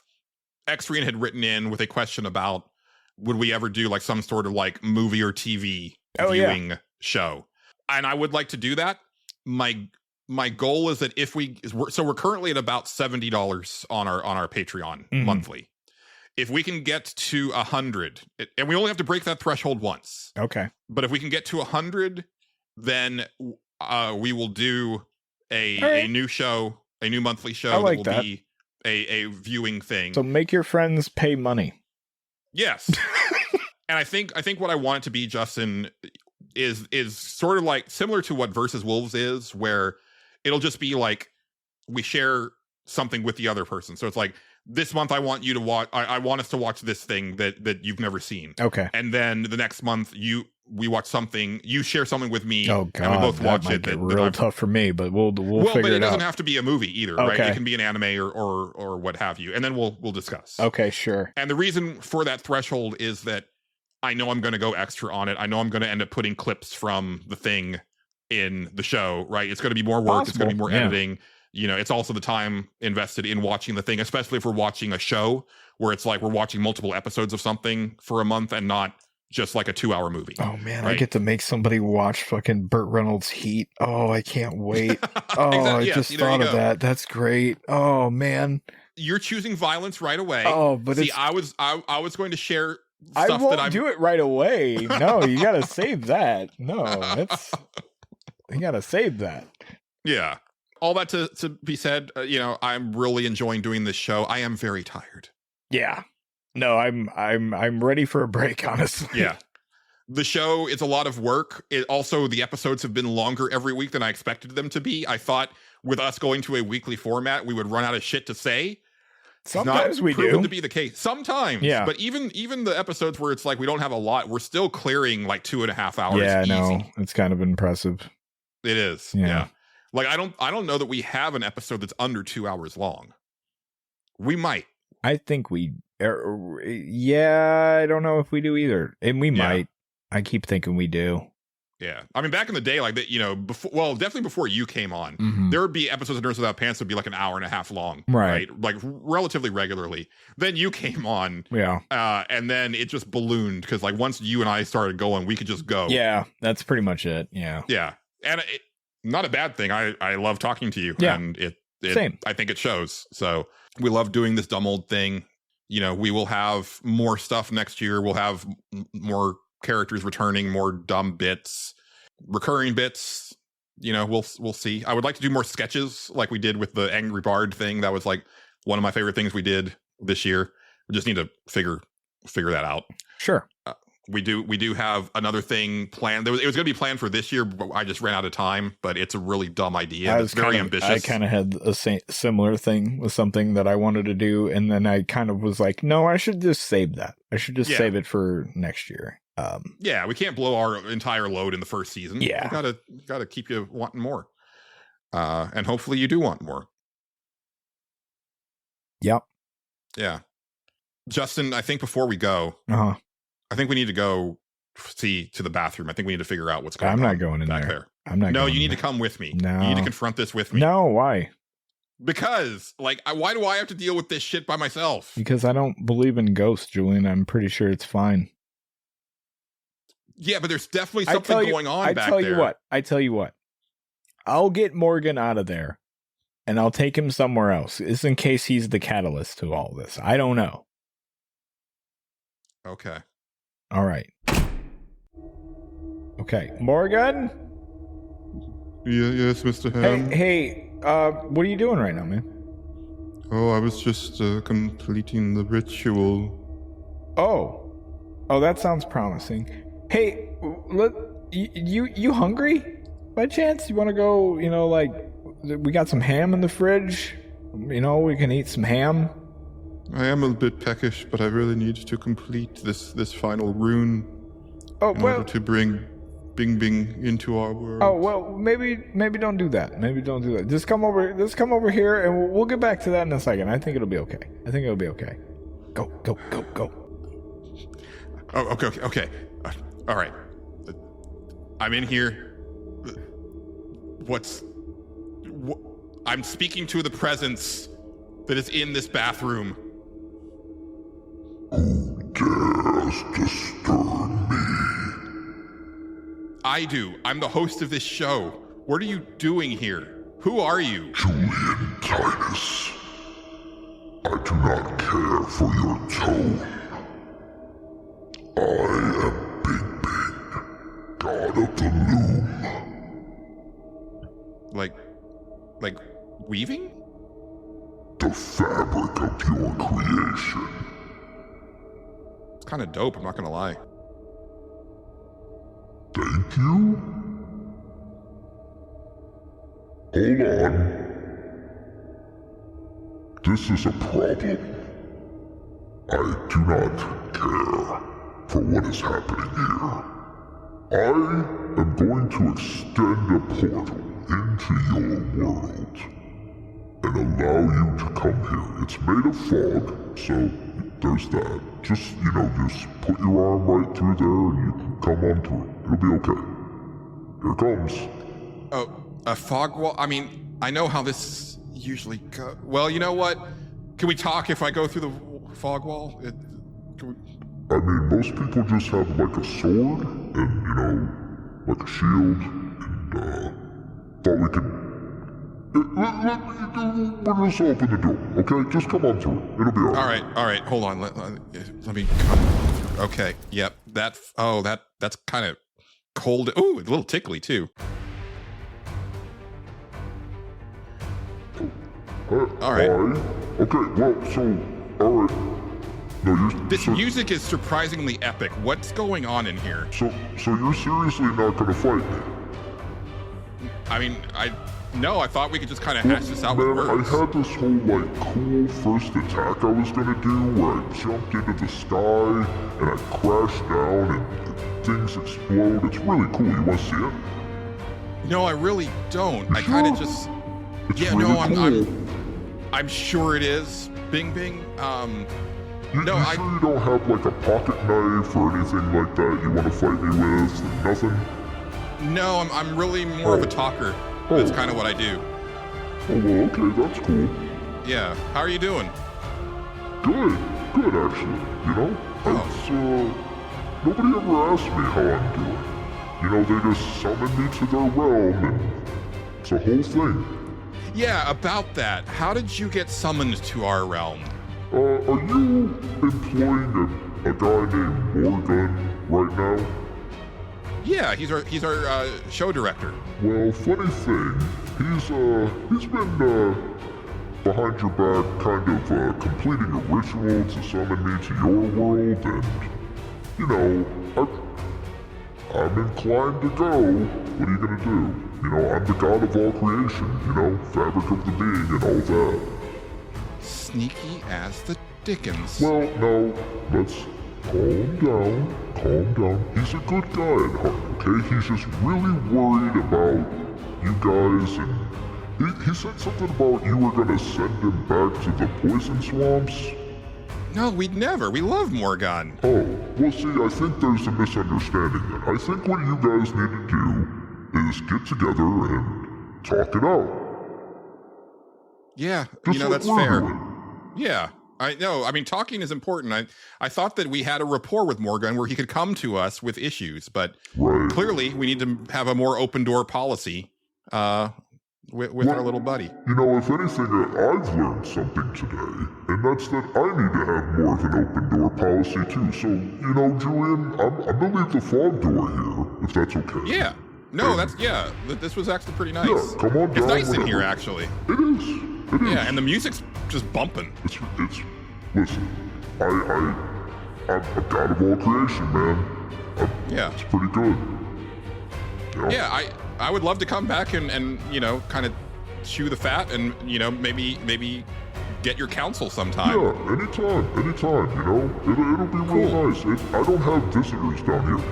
If you see some guys come through the studio, you know, with like swords and shit, it's cool. Don't just let them in. It happens all the time. They're not gonna win. It's fine, I promise.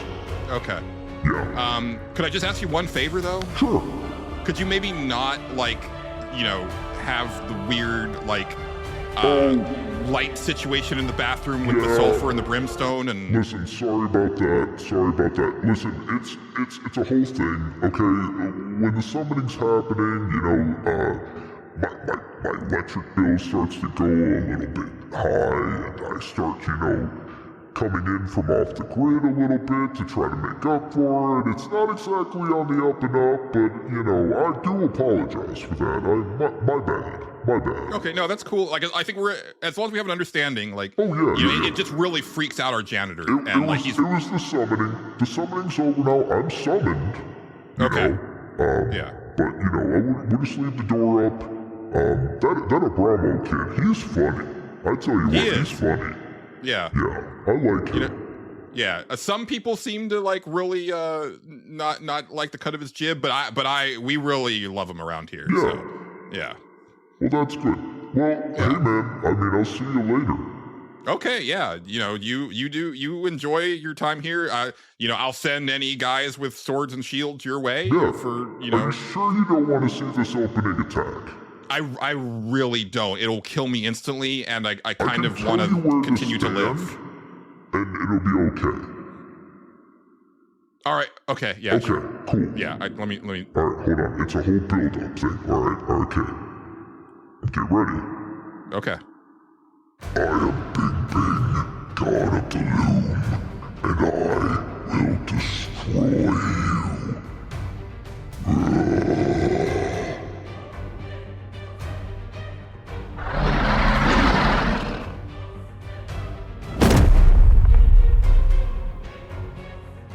No. Yeah. That was pretty intense. Like, I kind of wet myself a little. Yeah. Like, if I'd been standing there, you would have instantly killed me. Right. Yeah. And most people, they're dumb. They just stand there. It's the whole thing. Yeah. It's great.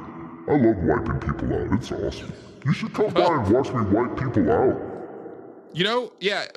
Maybe during the break, because Yeah. we're gonna shut the show down for a few weeks. So absolutely. yeah. But I still gotta do absolutely. administrative stuff here in the building. So Right. yeah, that might be a good time.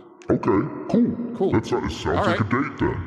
Yeah, man. All All right. right. Well, good talking to you. You too. You take care. You too. And I'm just gonna pass back through this fog door. Ooh. Hey, did anything happen? Morgan's Dude. eating ham, so it's You're fine. not gonna believe this shit. Is that a fog door? Yeah. So Morgan, I need to talk to him in a second. Okay. We need to talk to him in a second, but apparently he summoned the god of all creation to try to I don't know, destroy our world or something. Well, that's fine. So he tried it before, and then I mean, to be fair, we did vote for Trump again, so maybe we deserve it. I mean, we didn't. Yeah, well, you're right, we didn't. But at the Yeah. same time, But because of the way our government works, we did. We did, right. That's so maybe we deserve it. Who knows? But anyway, well that's sure is something. Yeah, it's something. But I talked to him. Okay. He's actually pretty chill. Oh. So what's his name?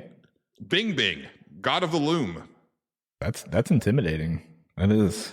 You'd think so, but he's actually a pretty neat guy. No, I believe it. Yeah, I believe it. If you want to, kind of, you should actually, especially, just when you get a chance on a break or something, go through that fog door. I don't know. Just like, no, just vibe to the music in there, man. It's kind of killer. Okay, all right, cool. I might do that. Is there any way to warn him that I'm coming, or? Just he's going to see that you don't have anything on you. And I think, just let him know he that probably you're just knows there. who I am. He's apparently, all right. Well, I think it'll be fine. Yeah, I think it should be okay. Morgan? Yes, Mr. Titus. Yeah. What the fuck is up with summoning Bing Bing, God of the Loom? Yeah, Morgan, listen, I don't know what's going on, but like you can tell us things. It's okay. Oh, well, you see, I really like it here, sirs, and I don't want to return to the poison swamp. Morgan, I offered you ham earlier, and you think delicious. you think I would dare send you to the poison swamps again? I would never. I don't even know where they are, man. Yeah, I mean, I do know where they are because I rescued you from there. Right. But I rescued you from there for a reason. Like we like what you do here on the show. Yeah, Morgan, it's fine. Like, yeah, you're an integral part of the operation. Oh, well, now I feel rather silly, sirs. Well, it's okay. I mean, apparently, according to Julian, Bing Bing's really cool. So, Yes, now that I think about it, he did not eviscerate you immediately? No, actually, I just kind of talked things out with him. Yeah. He's actually really chill. Yeah, I'm guessing he's used to people just showing up there and fighting him all the time. So this was a change of pace for him. Yeah, he was actually pretty surprised that I just wanted to use words. Yeah. And you should use your words more often, Morgan. Yeah, Morgan, if there's something wrong and you feel insecure, you should talk it out. This is what we're here for. Oh, yes. I apologize, sirs. I should have been more upfront with my concerns and feelings. Yes. Yeah, I mean, we love you, man. Like, honestly, like, here, like, this is your bonus. Like, you did such a great job. Like, this is for you. And there's even a Christmas party. Oh, and I'm invited? Oh, absolutely. It's not a party without you. Yeah, I mean, ostensibly you're invited. Yeah. No, don't listen to him. It's not a party without you, Morgan. All right? Trust me. Oh, sirs, I don't know what to say. I'm so overcome with... Well, I should have expected that, but yeah. Yeah, well, I mean, he's been through a lot. Yeah, it's been a hell of a a big day. Yeah. Been a big day. I am going to have to put summoned a God of all creation on his evaluation, I mean, that's impressive, you have to. Though. I mean, it kind of is. Yeah. We could send him to other podcasts, Julian, and have him do similar things there. But we won't do that, though. That's a lot. No. That's a lot of stress on him. But we won't. But we could. Yeah. We could. We have the option. Think of That how is much true. work he could get. Man. I mean, Morgan, I'm impressed. No, I am too. I didn't think he had it in him. I didn't either. Yeah. It's pretty dope. Now we know the end of his arc. I mean, Yeah, I'm glad we got to the bottom of at that. least this particular one, right? Yeah, it feels like it was a long time coming. It might have been, Yeah. We've got a new friend. Honestly, go talk to Bing Bing. He's kind of cool. I'll go talk to Bing Bing. I will. Yeah. He sounds all right. Yeah. But I think that's a show, Justin. Indeed. I think so too. Yeah. We summarized the year. We're at the end of our season. We tidied up the saga of the bathroom in a nice, neat little bow. Yeah. I feel really good about this. Yeah. Yeah. It's good. Yeah. It's good. You know where to find us. I'm not going to go through all that rigmarole. Yeah, why bother? Be sure to join the Discord and keep in touch with us while we're out. Once again, the show will return. Well, again, we will return with new episodes in 6 weeks. I'll probably stream on twitch.tv/Tyrone Swift on days when we normally record this show, maybe. Who can so say? you might get Justin on Fridays and Saturdays for the next few weeks. It's possible. Yeah, but look forward to that. Thanks as always to Megan McDuffie for our wonderful theme song and interstitial tracks. Mm-hmm. Thanks to friend of the show, John Gholson, for being our announcer and providing us with our artwork. But that's going to do it for this season of the Stage Select. I've been Julian Titus. He's been Justin Ham. We've been the Stage Select. Signing off. Uh-huh.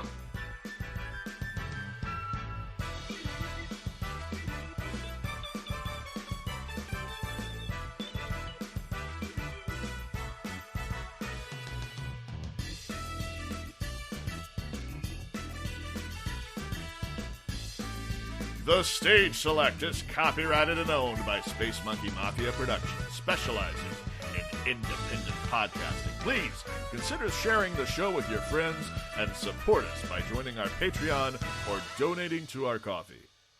Thank you, and good night.